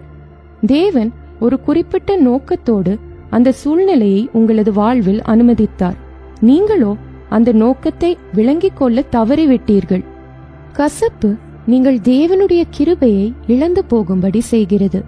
ஒரு பரிசுத்தவான் கிருபை என்னும் பதத்தை கிறிஸ்து செலுத்திய கிரயத்தினால் நமக்கு கிடைக்கிற தேவனுடைய ஐஸ்வர்யங்கள், grace, God's riches at Christ's expense என்று விவரிக்கிறார். எபிரேயர் 12:15 ஒரு ஆங்கில மொழிபெயர்ப்பு இவ்விதம் கூறுகிறது: ஒருவனும் தேவனுடைய கிருபையை இழந்து உங்களிடையே கலக்கமுண்டாக்க துவங்காதபடி கவனமாயிருங்கள். அப்படிப்பட்ட ஒருவன் உங்களில் அநேகரை நாசமாக்கி விடுவான். கசப்பானது உங்கள் ஜீவியத்தில் உள்ள தேவனுடைய கிருபையை நீங்கள் இழந்து போகும்படி செய்வது மட்டுமல்லாமல் அது முதலாவது உங்களையும் பின்பு மற்றவர்களையும் கலக்கிவிடும் என்பது வருந்தத்தக்க ஒரு உண்மையாகும். ஆம், நீங்கள் அநேகருடைய அழிவுக்கு காரணராயிருப்பீர்கள். ஒரு நபர் பேரில் நம் உள்ளத்தில் கசப்பு அல்லது பகையுணர்வு இருப்பதற்கான முதலாவது அடையாளம் என்னவெனில், ஒரு குறிப்பிட்ட சம்பவத்துக்கு பின் அந்த நபரிடம் நாம் முன்பு கொண்டிருந்த அன்பிலிருந்து பின்வாங்குவோம். அந்த நபரை நாம் முன்பு நேசித்தது போல் அது முதல் நம்மால் நேசிக்க கூடாதிருக்கும். அந்நபருக்கும் நமக்கும் இடையே இருந்து வந்த நட்புறவில் தொடர்ந்து நீடித்திருப்பது நமக்கு கடினமான காரியமாயிருக்கும். முன்பு போல் நம்மால் அவரை சந்திக்கவோ பார்க்கவோ விசாரிக்கவோ அவரோடு மனம் திறந்து தாராளமாய் பேசவோ கூடாதிருக்கும். ஒரு காலத்தில் நாம் அந்நபருடன் இருப்பதும் அவருடன் சகவாசம் கொள்வதும் நமக்கு சந்தோஷம் அளித்திருக்க கூடும். என்றாலும் இப்போதோ அந்நபருடைய சகவாசமே நமக்கு ஒவ்வாததாயும் அவர் நம் முன்னணியில் இருப்பது நம் மன அமைதியை குலைக்கக்கூடியதாயும் இருக்கும். நாம் வேறு எதிலும் கவனம் செலுத்தக்கூடாதவாறு நமக்கு விரோதமாக தவறிழைத்தவரை பற்றிய ஆத்திரமூட்டும் எண்ணங்களும் வெறுப்பூட்டும் நினைவுகளுமே நம்முடைய மனதை ஆக்கிரமித்துக் கொள்ளும். மேற்கூறப்பட்டுள்ள அடையாளங்களில் ஏதேனும் ஒன்று நம்மிடத்தில் காணப்படுமாயின் நாம் ஒத்துக்கொண்டாலும் ஒத்துக்கொள்ளாவிட்டாலும் பிறரை மன்னித்து விட முடியாத ஆவியனுடைய இருண்ட நிலவரைக்குள் நாம் கட்டுண்டிருக்கிறோம் என்பது நிச்சயம். நம்முடைய பகையுணர்வில் நாம் நிலை கொண்டிருந்தால் நாம் நாளடைவில் நம்முடைய அமைதி, சமாதானம், நித்திரை, பசி, ஒரு காரியத்தில் கருத்தூன்றி கவனம் செலுத்துதல் ஆகியவற்றை இழந்து போக நேரிடும். எல்லாவற்றிற்கும் மேலாக ஆவிக்குரிய மண்டலத்தில் நாம் அடையும் இழப்பு ஈடு செய்யப்படக்கூடாததாயிருக்கும். பெரும்பாலும் வியாதியும் காலத்திற்கு முன் நேரிடும் மரணமும் ஒருவர் பிறர் தனக்கு செய்த தப்பிதங்களை மன்னிக்காமல், அதாவது கர்த்தருடைய சரீரம் இன்னதென்று நிதானித்து அறியாமல் பரிசுத்த ராபோஜனத்தில் பங்கு பெறுவதன் விளைவுகளாயிருக்கின்றன. 1 கொரிந்தியர் 11:29-30. நம்மை மன்னிக்கும்படியாகவே கர்த்தருடைய சரீரம் நொறுக்கப்பட்டு பிற்கப்பட்டது. நாம் இதை பகுத்தறிந்து கொள்வோமாயின் மற்றவர்களை மன்னித்துவிடும்படியாக நாமும் எந்த தியாகமும் செய்ய ஆயத்தமுள்ளவர்களாயிருப்போம். நாம் பிறரை மன்னித்துவிட முடியாமல் இருக்கும் பட்சத்தில் நமக்கென்று நாமே ஒரு நரகத்தை சிருஷ்டித்துக் கொள்கிறோம். ஏனெனில் மன்னிப்பு பரலோகத்திலிருந்து இறங்கி வருகிற ஒரு பரலோகத்தின் ஆவியாயிருந்து பரலோகத்தை சிருஷ்டிக்கிறது. 2 நாளாகமும் 6:27, மார்க் 11:25. இருளில் நடக்கும் ஒரு குருடன். நமக்கு விரோதமாக தவறிழைத்த ஒரு நபரை நாம் மன்னித்துவிட தவறும்போது அடுத்தபடியாக நாம் அந்நபரை இருதயத்தில் பகைக்க ஆரம்பிக்கிறோம். அவ்விதம் நாம் அவரை பகைக்க துவங்கும் போது நமக்கு சம்பவிக்கிறது என்ன? தன் சகோதரனை பகைக்கிறவன் இருளிலே இருந்து இருளிலே நடக்கிறான். இருளானது அவன் கண்களை குருட்டாக்கினபடியால் தான் போகும் இடம் இன்னதென்று அறியாதிருக்கிறான். 1 யோவான் 2:11. இவ்வேத பகுதி நம்மை அச்சுறுத்தக்கூடியதாயிருப்பினும் இது முற்றிலும் உண்மையே. நாம் யாரையாவது பகைத்தால் நாம் இருளில் நடக்கும் ஒரு குருடனைப் போலவே இருப்போம். நம்முடைய ஜீவியமானது நாம் சென்றடைய வேண்டிய ஒரு இடமோ அல்லது லக்கோ அற்றதாக, அர்த்தமற்றதாக, குறிக்கோள் அற்றதாக, யாதொரு நோக்கமும் இல்லாததாக ஒரு வீணான வாழ்க்கையாகவே இருக்கும். சுருங்க கூறின், நாம் யாரையாவது வெறுத்தால் நம்முடைய ஜீவியத்தை குறித்த தேவ நோக்கம் ஒரு காலம் நம்மில் நிறைவேற்றப்படாது. காரிருளில் நடக்கும் ஒரு குருடனை கற்பனை செய்து கொள்ளுங்கள். அவன் ஒருபோதும் தான் போய் சேர வேண்டிய இடத்தை சென்றடைய மாட்டான். ஒரு சுவரில் மோதியோ அல்லது ஒரு படுகுழியில் விழுந்தோ அவன் தன்னுடைய உயிருக்கே அபாயம் விளைவித்துக் கொள்ளக்கூடிய அதிகமான சாத்தியக்கூறுகளும் உள்ளன. மேற்கூறப்பட்டுள்ள வேத பகுதியின்படி நாம் யாரையாவது பகைத்தால் நாம் குருடராகி விடுவது மட்டுமல்லாமல் இருளில் நடக்கிறவர்களாயும் இருப்போம். ஒரு குருடன் வெளிச்சமுள்ள இடத்தில் நடந்தாலாவது பார்வையுள்ள யாராகிலும் ஒருவர் அவனுக்கு வழிகாட்டி அவனை சரியான பாதையில் வழி நடத்தலாம். ஆனால் இருளில் நடக்கும் ஒரு குருடனுக்கோ வேறொருவர் உதவி செய்ய முயற்சித்தாலும் கூட உதவி செய்ய முடியாது. அருமையான நண்பரே, நீர் இருளில் நடக்கும் ஒரு குருடனாக இருக்கிறீரா? உம்முடைய விலையேற பெற்ற வாழ்க்கையை இனிமேலும் நீ வீணாக்க வேண்டாம். தேவனுடைய மேன்மையான நோக்கம் உம்மில் நிறைவேற்றப்படும்படி உம்முடைய சத்துருக்களை மன்னித்து நேசிக்க கற்றுக்கொள்வீராக. பாவிகளுடைய மிக்க பெரிய சந்தோஷம் கர்த்தரிடத்திலிருந்து மன்னிப்பை பெற்றுக் கொள்வதிலேயே தங்கியிருக்கிறது. கர்த்தராகிய இயேசுவின் மிக்க பெரிய சந்தோஷம் எவருக்கும் மன்னிப்பை அருளுவதே ஆகும். நம்மால் பிறரை மன்னிக்க முடியாமல் இருக்கும்போது நாம் கிறிஸ்துவின் மிக்க பெரிய சந்தோஷத்தை இழந்து போகிறோம். தூதர்களும் கூட இந்த சந்தோஷத்தை அனுபவிக்க முடியாது. ஆனால் நாமும் இதை பெற்றனுபவிக்கலாம். ஜீவாதிபதியை கொலை செய்தீர்கள், அவரை தேவன் மரித்தோரிலிருந்து எழுப்பி உங்களை ஆசிர்வதிக்கும்படி அனுப்பினார். அப்போஸ்தலர் 3:15-26. இது நாம் எல்லோரும் அறிந்து கொள்ள வேண்டிய ஒரு ஆசிர்வதிக்கப்பட்ட சத்தியமாகும். நம்மை கொலை செய்ய முற்பட்டவர்களுக்கு அல்லது உபத்திரவப்படுத்துபவர்களுக்கு நாம் ஒரு ஆசீர்வாதமாக மாறும்போது தேவன் நம்மை உயர்த்திருக்கிறார் என்பதையும் ஆவிக்குரிய ரீதியிலான ஒரு உயர்வை நமக்கு அளித்திருக்கிறார் என்பதையும் அது நிரூபிக்கிறது. பாவ மன்னிப்பை அருளுகிறதற்காக தேவன் அவரை அதிபதியாகவும் இரட்சகராகவும் தமது வலது கரத்தினாலே உயர்த்தினார். அப்போஸ்தலர் 5:31 நமது ஆண்டவரை குறித்து கூறப்பட்டுள்ளது. எப்படிப்பட்ட ஒப்பற்றதொரு சிலாக்கியம் இது! கிறிஸ்து நம்மை மன்னித்தது போலவே நாம் பிறரை மன்னிக்கும் போது ஒரு அர்த்தத்தில் தேவனுடைய மகிமைக்காக நாமும் அதிபதிகளாகவும் இரட்சகர்களாகவும் மாறுகிறோம்.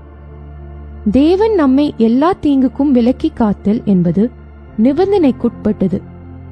கர்த்தர் உன்னை எல்லா தீங்குக்கும் விலக்கி காப்பார் என்று சங்கீதம் 90:21-7 பொல்லாப்பு உனக்கு நேரிடாது என்று சங்கீதம் 91:10 தேவனுடைய வார்த்தை கூறுகிறது. அவ்வாறாயின் நம்முடைய ஜீவியத்தில் சிற்சில வேளைகளில் பொல்லாப்பு அல்லது தீங்கு நேரிடுவது ஏன்? இக்கேள்விக்கான பதிலுக்காக நாம் கர்த்தருடைய ஜெபத்தை நோக்கி பார்ப்போமாக. எங்கள் கடனாளிகளுக்கு நாங்கள் மன்னிக்கிறது போல எங்கள் கடன்களை எங்களுக்கு மன்னியும், தீமையை நின்று எங்களை ரட்சித்துக் கொள்ளும். மத்தேயு 6:12-13. நாம் நம்முடைய கடனாளிகளை மன்னித்து விடுகிற நிபந்தனையின் பேரிலேயே தீமையை நின்று ரட்சிக்கப்படுகிறோம். வேறு வார்த்தைகளில் கூறின், தேவன் நம்மை எல்லா தீங்குக்கும் விலக்கி காப்பதாக வாக்கு பண்ணியிருந்தாலும் கூட நாம் நிறைவேற்ற வேண்டிய பகுதி ஒன்றுண்டு. நாம் பிறரை மன்னிப்பதற்கு மனம் உவந்திருந்தால் தேவன் நம்மை எல்லா தீங்கிற்கும் விலக்கி காக்க மனம் உவந்திருப்பார். நாம் எவ்வளவு அதிகமாக நம்முடைய இருதயத்தை கடினப்படுத்தி பிறரை மன்னிக்காமல் இருக்கிறோமோ அவ்வளவு அதிகமாய் பொல்லாப்பு நமக்கு நேரிடும். நாம் பிடிவாதமாக பிறரை மன்னித்துவிட மறுத்தால் நமக்கு சம்பவிக்கக்கூடிய பொல்லாப்புகள் ஏராளம். வேதாகமத்தில் குறிப்பிடப்பட்டுள்ள சில வியாதிகள் கொடிய ரோகங்கள் என்று அழைக்கப்படுகின்றன. உபாகமம் 7:15. இந்திய வேதாகம சங்கத்தின் செப்டம்பர் முதல் டிசம்பர் 1999 வெளியீடு ஒன்றில் உள்ளத்தை கவரும் ஒரு சாட்சி வெளியிடப்பட்டது. ஒரு பெண்மணி புற்றுநோயினால் மிக கடுமையாக தாக்கப்பட்டிருந்தாள். அவள் அதிகபட்சம் 6 மாதங்களே உயிரோடு இருப்பாள் என மருத்துவர்கள் தெரிவித்திருந்தனர். ஒரு நாள் அவள் மருத்துவர்களின் இத்தீர்ப்பை தன்னுடைய 12 வயதும் 14 வயதுமுள்ள 2 மகன்களுக்கும் தெரிவித்தாள். உடனடியாக மூத்த மகன் தன்னுடைய வேதாகமத்தை கொண்டு வந்து தான் சமீபத்தில் கலந்து கொண்ட ஒரு கிறிஸ்துவ முகாமில் தான் கற்றுக்கொண்ட ஒரு வேத வசனத்தை அவளுக்கு வாசித்து காண்பித்தான். நீங்கள் ஜெபம் பண்ணும்போது எவைகளை கேட்டுக்கொள்கிறீர்களோ அவைகளை பெற்றுக்கொள்வோம் என்று விசுவாசியுங்கள், அப்பொழுது அவைகள் உங்களுக்கு உண்டாகும். மார்க்கு 11:24. அதை கேட்டு அவனுடைய தாய் ஆச்சரியப்பட்டாள். அவள் ஒரு கிறிஸ்துவராய் இருந்த போதிலும் அப்படிப்பட்ட ஒரு வசனம் வேதாகமத்தில் இருப்பதை அறிந்திருக்கவில்லை. அன்றிரவு படுக்கைக்கு செல்லும் முன் அவள் வேதாகமத்தை எடுத்து தன் மகன் தனக்கு சுட்டி காண்பித்த வசனத்தை மீண்டும் வாசித்தாள். அவ்வசனத்தை தொடர்ந்துள்ள வேத பகுதியையும் வாசிக்க வேண்டும் என்ற தூண்டுதலினால் அவள் அடுத்த வசனத்தையும் கூட வாசித்தாள். நீங்கள் நின்று ஜெபம் பண்ணும்போது ஒருவன் பேரில் உங்களுக்கு யாதொரு குறை உண்டாயிருக்குமானால் பரலோகத்தில் இருக்கிற உங்கள் பிதா உங்கள் தப்பிதங்களை உங்களுக்கு மன்னிக்கும்படி அந்த குறையை அவனுக்கு மன்னியுங்கள். வசனம் 25. இது அவளுடைய சில உறவினர்கள் பேரில் அவளுக்கு இருந்த மன்னிக்க முடியாத ஆவியை அவளுக்கு உணர்த்திற்று. ஏனெனில் அவள் தன் உறவினர்களில் சிலரை காணும்போது புறம்பே உதட்டளவில் உங்களை காண்பது எனக்கு மிக்க மகிழ்ச்சி என்று கூறினாலும் தன் உள்ளத்திலோ இப்போது என் கையில் ஒரு துப்பாக்கி இருந்திருந்தால் இவ்விடத்திலேயே நான் உன்னை சுட்டு வீழ்த்திருப்பேன் என்று எண்ணிக்கொண்டிருப்பாள். அவர்கள் எல்லோரையும் மன்னிக்க தனக்கு உதவி செய்யும்படியாக அவள் கர்த்தரிடம் உண்மையாக அழுது மன்றாடினாள். என்ன ஆச்சரியம்! பல வருடங்களாக சரியான நித்திரையினின்றி கஷ்டப்பட்டு கொண்டிருந்த அவளால் ஒரு குழந்தை தன்னுடைய தாயின் கரங்களில் உறங்குவது போல அன்றிரவு நன்றாக உறங்க முடிந்தது. மறுநாள் காலையில் அவள் தான் நல்ல ஆரோக்கியத்துடன் இருப்பதாக உணர்ந்து மருத்துவரை காண சென்றாள். புற்றுநோய் முற்றிலும் அற்று போயிருப்பதைக் கண்டு மருத்துவர்கள் பிரமிப்படைந்தனர். இச்சம்பவம் நடந்து அநேக வருடங்கள் ஆகிறது. இப்போது அவள் நல்ல சுகதேகத்துடன் புற்றுநோயாளிகளுக்கு ஒரு மிஷனரியாக கர்த்தருக்கு தொண்டு செய்து வருகிறாள். இதில் வியக்கப்படத்தக்க காரியம் யாதெனில் அவள் தான் சுகம் பெறும்படியாக அல்ல, பிறரை மன்னிக்கத்தக்க கிருபை தனக்கு கிடைக்கும்படியாகவே ஜெபித்தாள். அவளால் பிறரை மன்னிக்க முடிந்த போது அவளுக்கு இருந்த கொடிய ரோகமும் குணமாயிற்று. அருமையான தேவ பிள்ளையே, ஒருவேளை நீயும் கூட ஒரு கொடிய ரோகத்தினால் வேதனைப்பட்டு கொண்டிருக்க கூடும்.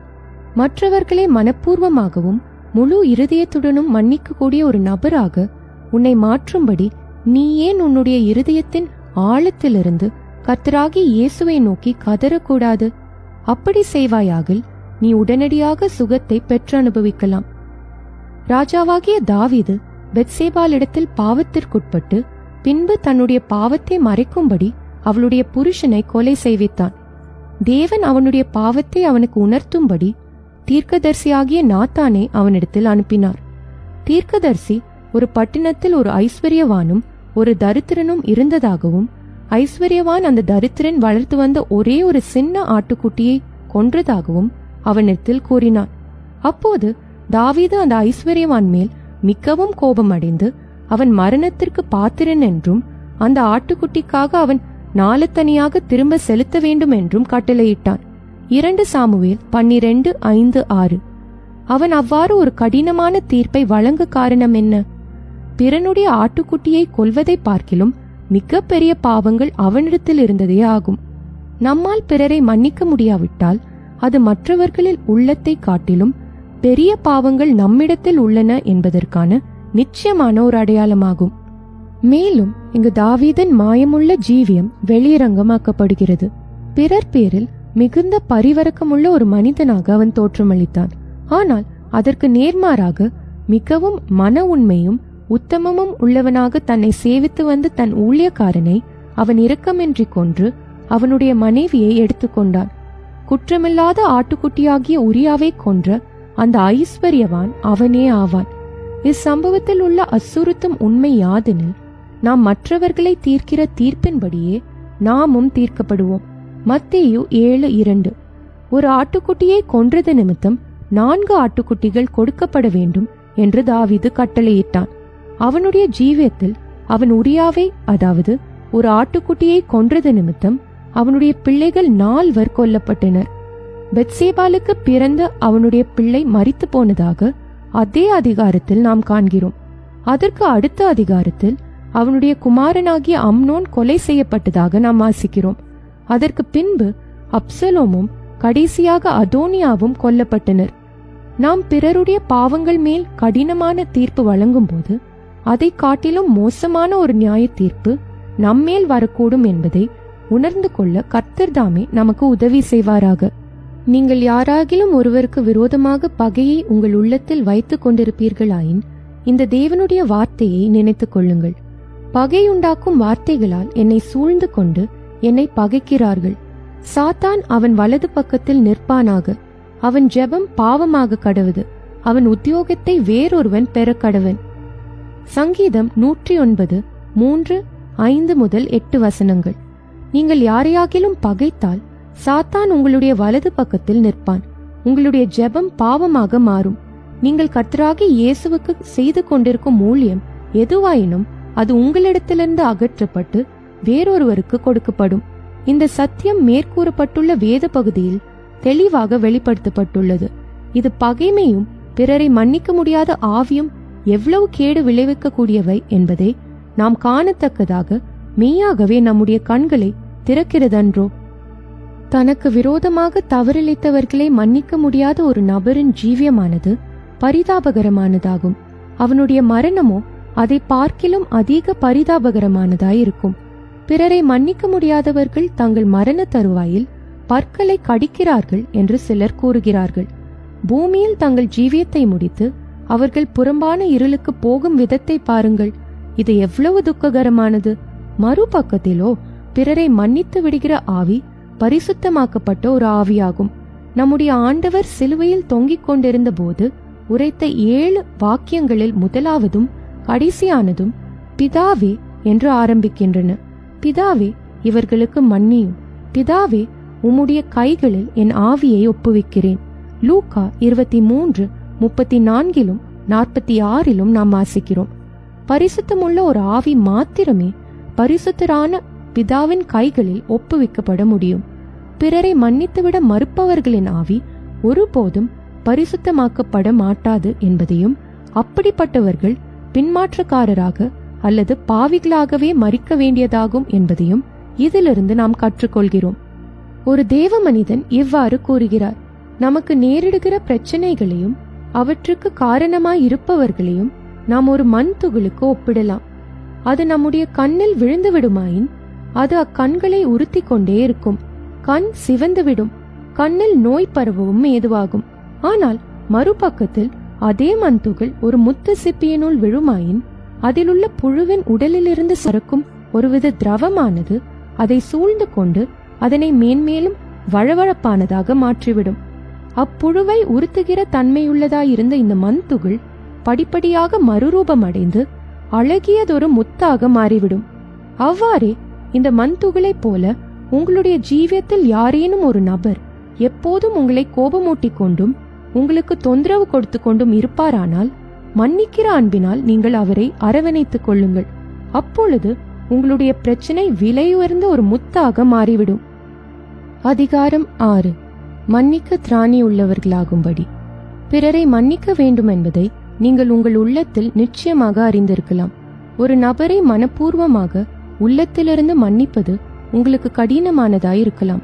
இது நிமித்தமாக பிசாசானவன் உங்களையும் உங்கள் குடும்பத்தையும் ஒரு சாபத்திற்குள்ளாக்கியிருப்பதாகவும் கூட நீங்கள் உணரக்கூடும். நீங்களோ அல்லது உங்கள் குடும்பத்தில் யாராகிலும் ஒருவரோ வியாதியினால் கஷ்டப்பட்டு கொண்டிருக்கலாம். ஒருவேளை வியாதியானது உங்கள் குடும்பத்தை விட்டு நீங்காதிருக்கலாம். நீங்கள் பணிபுரியும் இடத்தில் அல்லது ஆராதிக்கும் இடத்தில் பிரச்சனைக்கு மேல் பிரச்சனையை சந்தித்துக் கொண்டிருக்கலாம். பிறரை மன்னிக்க கூடிய ஒரு இருதயம் வேண்டும் என்று நான் ஜெபித்து வந்தும் அது எனக்கு கிடைப்பதாக தெரியவில்லையே என நீங்கள் அங்கலாய்த்துக் கொண்டிருக்கிறீர்களா? அவ்வாறாயின் நீங்கள் செய்ய வேண்டியது யாது? தவறிழைத்தவரை ஆசிர்வதிக்கும்படி ஜெபியுங்கள். தன்னுடைய மனம் புண்பட்ட நிலையிலிருந்து வெளியே வரக்கூடாமல் இருந்த ஒரு கிறிஸ்துவ பெண்மணி அதனின்று அற்புதமாக விடுதலை பெற்ற விதத்தை குறித்த அவளது வாழ்க்கை சம்பவம் ஒன்று கீழே கொடுக்கப்பட்டிருக்கிறது. மேரி என்ற ஒரு பெண்ணின் புருஷன் அவளை விட்டுவிட்டான். அவன் வேறொரு ஸ்திரீயுடன் சேர்ந்து நடப்பதை காண்பது அவளுக்கு கடினமானதாக இருந்தது. இது நிமித்தம் மன அமைதியற்று கோபத்தால் நிறைந்திருந்த அவள் தன் பசி, நித்திரை போன்றவற்றை இழந்து தன் கடமைகளிலும் கவனம் செலுத்தக்கூடாத அளவுக்கு முற்றிலும் பாதிக்கப்பட்டிருந்தாள். முடிவாக அவள் தன் மனநிலை பாதிக்கப்படுவிடுமோ என்ற அஞ்சத்தக்க நிலைக்குள்ளானாள். இந்நிலையில் ஒவ்வொரு காலையிலும் அவள் விழிக்கும் போது தன்னுடைய புருஷன் ஆசிர்வதிக்கப்படும்படியாக கர்த்தரிடத்தில் ஜெபிக்க வேண்டும் என்று அவளுடைய போதகர் அவளுக்கு ஆலோசனை கூறினார். ஆரம்பத்தில் அப்படி செய்வது அவளுக்கு கடினமானதாக தோன்றிய போதிலும் அது கிரியை செய்தது. அது ஆச்சரியமான பலன்களை கொண்டு வந்தது. அது முதலாவது அவளுடைய சொந்த ஜீவியத்தில் கிரியை செய்து படிப்படியாக அவளுடைய கோபம், நிராசை, கசப்பு முதலியவற்றை அகற்றி அவளுடைய இருதயத்தை மன்னிக்கும் தன்மையினாலும் தன்னுடைய புருஷன் மீதுள்ள மனதுருக்கத்தினாலும் நிறைத்தது. பிறகு அவளுடைய புருஷனின் ஜீவியமும் மாறுதல் அடைந்தது. அன்பார்ந்த நண்பனே, யாரேனும் ஒருவர் உன் மனதை புண்படுத்தியிருந்தாலோ, உன்னை கைவிட்டிருந்தாலோ, அல்லது அனுதினமும் உனக்கு தொல்லை கொடுத்து கொண்டிருந்தாலோ, நீ ஏன் இதை முயற்சிக்க கூடாது? நீ காலையில் எழுந்தவுடனே அந்த நபரை ஆசிர்வதிக்கும்படி தேவனிடத்தில் முழு இருதயத்துடனும் ஜெபத்தில் வேண்டிக் கொள்வாயாக. நான் உங்களுக்கு சொல்லுகிறேன், உங்கள் சத்துருக்களை சிநேகியுங்கள், உங்களை சபிக்கிறவர்களை ஆசிர்வதியுங்கள், உங்களை பகைக்கிறவர்களுக்கு நன்மை செய்யுங்கள், உங்களை நிந்திக்கிறவர்களுக்காகவும் உங்களை துன்பப்படுத்துகிறவர்களுக்காகவும் ஜெபம் பண்ணுங்கள். மத்தேயு 5:44 என்ற நம்முடைய கர்த்தராகிய இயேசு கிறிஸ்துவின் வார்த்தைகளின் அடிப்படையில் இது அமைந்திருப்பதால் இது திட்டவட்டமாகவே கிரியை நடப்பிக்கும். தேவனுக்கு நன்றி செலுத்துங்கள். மன்னிக்க முடியாத ஒரு ஆவி முதலில் உங்களுக்குள் எவ்விதம் பிரவேசித்தது தெரியுமா? உங்கள் ஜீவியத்தில் தேவனால் அனுமதிக்கப்பட்டதும் உங்களுக்கு விரோதமாக பிறர் இழைத்ததுமான ஒரு தவற்றிற்காகவும் அங்கனம் தவறிழைத்த நபருக்காகவும் நீங்கள் தேவனுக்கு நன்றி செலுத்த தவறியிருக்கிறீர்கள். உங்களில் திவ்ய சுபாவத்தை உருவாக்குவதற்கென்று அதன் பின்னணியில் தேவனுக்கு ஒரு நோக்கமும் திட்டமும் இருந்தது என்பதை நீங்கள் உணர தவறியிருக்கிறீர்கள். எல்லாவற்றிலேயும் ஸ்தோத்திரம் செய்யுங்கள். அப்படி செய்வதே கிறிஸ்து இயேசுவுக்குள் உங்களை குறித்து தேவனுடைய சித்தமாயிருக்கிறது. ஆவியை அவித்து போடாதிருங்கள். 1 தெசலோனிக்கர் 5:18-19 தேவனுடைய வார்த்தை கூறுகிறது. இது மற்றொரு மொழிபெயர்ப்பில், என்ன சம்பவித்தாலும் ஸ்தோத்திரம் செய்யுங்கள். கிறிஸ்து இயேசுவுக்குள் தேவன் உங்களை குறித்து விரும்புவது இதுவே. பரிசுத்த ஆவியின் கிரியையை தடுத்து நிறுத்தாதிருங்கள் என்று கூறப்பட்டுள்ளது. வேறு வார்த்தைகளில் கூறின், தேவன் அனுமதிக்கும் ஒரு குறிப்பிட்ட சூழ்நிலைக்காக நீங்கள் அவருக்கு நன்றி செலுத்த தவறும் போது பரிசுத்த ஆவியானவர் உங்களில் செய்யும் கிரியையை தடுத்து நிறுத்திவிடுகிறீர்கள். அதனால் கோபம், பழிவாங்குதல் போன்ற பொல்லாத ஆவிகள் ஒருவேளை உங்களில் கிரியை செய்ய துவங்கலாம். நீங்கள் தேவனுக்கு நன்றி செலுத்தும் போது உண்மையில் உங்களுக்கு இழைக்கப்பட்ட தவற்றிற்காக அல்ல, அது அனுமதிக்கப்பட்டதின் தெய்வீக நோக்கத்துக்காகவே அவருக்கு நன்றி செலுத்துகிறீர்கள். நீங்களும் உங்களுக்கு விரோதமாக தவறிழைத்த நபரும் ஆசிர்வதிக்கப்படுவதே அந்த தெய்வீக நோக்கமாகும். அப்பொழுது உங்களுக்கு விரோதமாக தவறிழைத்த நபரை உங்களில் தேவனுடைய சுபாவத்தை உருவாக்கும் தேவனுடைய பிரதிநிதியாக நீங்கள் காண்பீர்கள். ரிச்சர்ட் வர்மண்ட் அவர்கள் ஒருமுறை ஒரு கிறிஸ்துவ பெண்ணின் வாழ்க்கை சம்பவம் ஒன்றினை கூறினார். காட்டுமிராண்டிகளை கிறிஸ்துவண்டை கொண்டு வரும்படி அவர்கள் மத்தியில் ஊழியம் செய்தவர்களும் நரமாம்சத்தை புசிப்பவர்களுக்கு இரையானவர்களுமான கிறிஸ்துவின் வீரர்களான மிஷனரிமார்களின் வாழ்க்கை வரலாறுகளை அதிகமாய் கேட்டு வளர்ந்த ஒரு சிறு பெண் இருந்தாள். தேவனே, நானும் அப்படிப்பட்ட ஒரு மிஷனரி ஆகும்படி எனக்கு உதவி செய்யும் என்பதே இளம் பருவத்தில் அவளது ஜெபமாயிருந்தது. மிகவும் மோசமான மனிதருக்காக தன்னை அர்ப்பணிப்பதே அவளுடைய கனவாயிருந்தது. காலப்போக்கில் அந்த கனவு மறைந்து போய் அவள் 18 வயதுள்ளவளான போது, தேவனே, எனக்கு நல்ல கிறிஸ்துவரான ஒரு வாழ்க்கை துணைவரை தாரும் என்று ஜெபிக்கலானார். அவளது ஜெபம் கேட்கப்பட்டு அவளுக்கு திருமணமானது. 6 வாரங்கள் அவள் தன்னுடைய புருஷனோடு சந்தோஷமாக வாழ்ந்து வந்தாள். அப்பொழுது அமெரிக்காவின் ஒரு துறைமுகத்தை ஜப்பானியர் தாக்கவே அமெரிக்க ஐக்கிய நாடுகள் யுத்தத்திற்குள் பிரவேசித்தது. அவளுடைய புருஷன் இராணுவத்தில் சேர்த்து கொள்ளப்பட்டு 3 வருடங்கள் அவளை விட்டு பிரிந்திருந்தான். அதன் முடிவில் அவன் வீட்டு திரும்பிய போது அவன் முன்பிருந்தது போல நல்ல அன்புள்ள புருஷனாக இருக்கவில்லை. ஒரு மாலை பொழுதில் அவன் மது அருந்திவிட்டு குடிபோதையுடன் வீட்டிற்கு வந்தான். அவளிடம் ஒரு நல்ல வார்த்தையும் பேசாமல் அவன் படுக்கையில் படுத்து உறங்கிவிட்டான். அவள் வேறொரு அறைக்கு சென்று, தேவனே, என்னுடைய புருஷனை மாற்றும் என்று கண்ணீரோடு ஜெபித்தாள். நான் அவனை ஏன் மாற்ற வேண்டும்? அதற்கு பதிலாக உன்னை ஏன் நான் மாற்றக்கூடாது என்று தேவனிடத்திலிருந்து பதில் வந்தது. அதற்கு அவள், என்னில் மாற்றப்பட வேண்டியது ஒன்றும் இல்லையே, என்னுடைய சிறு பிரயாரம் முதல் உம்முடையவளாய் இருந்து வருகிறேனே என்று மறுமொழி கூறினாள்.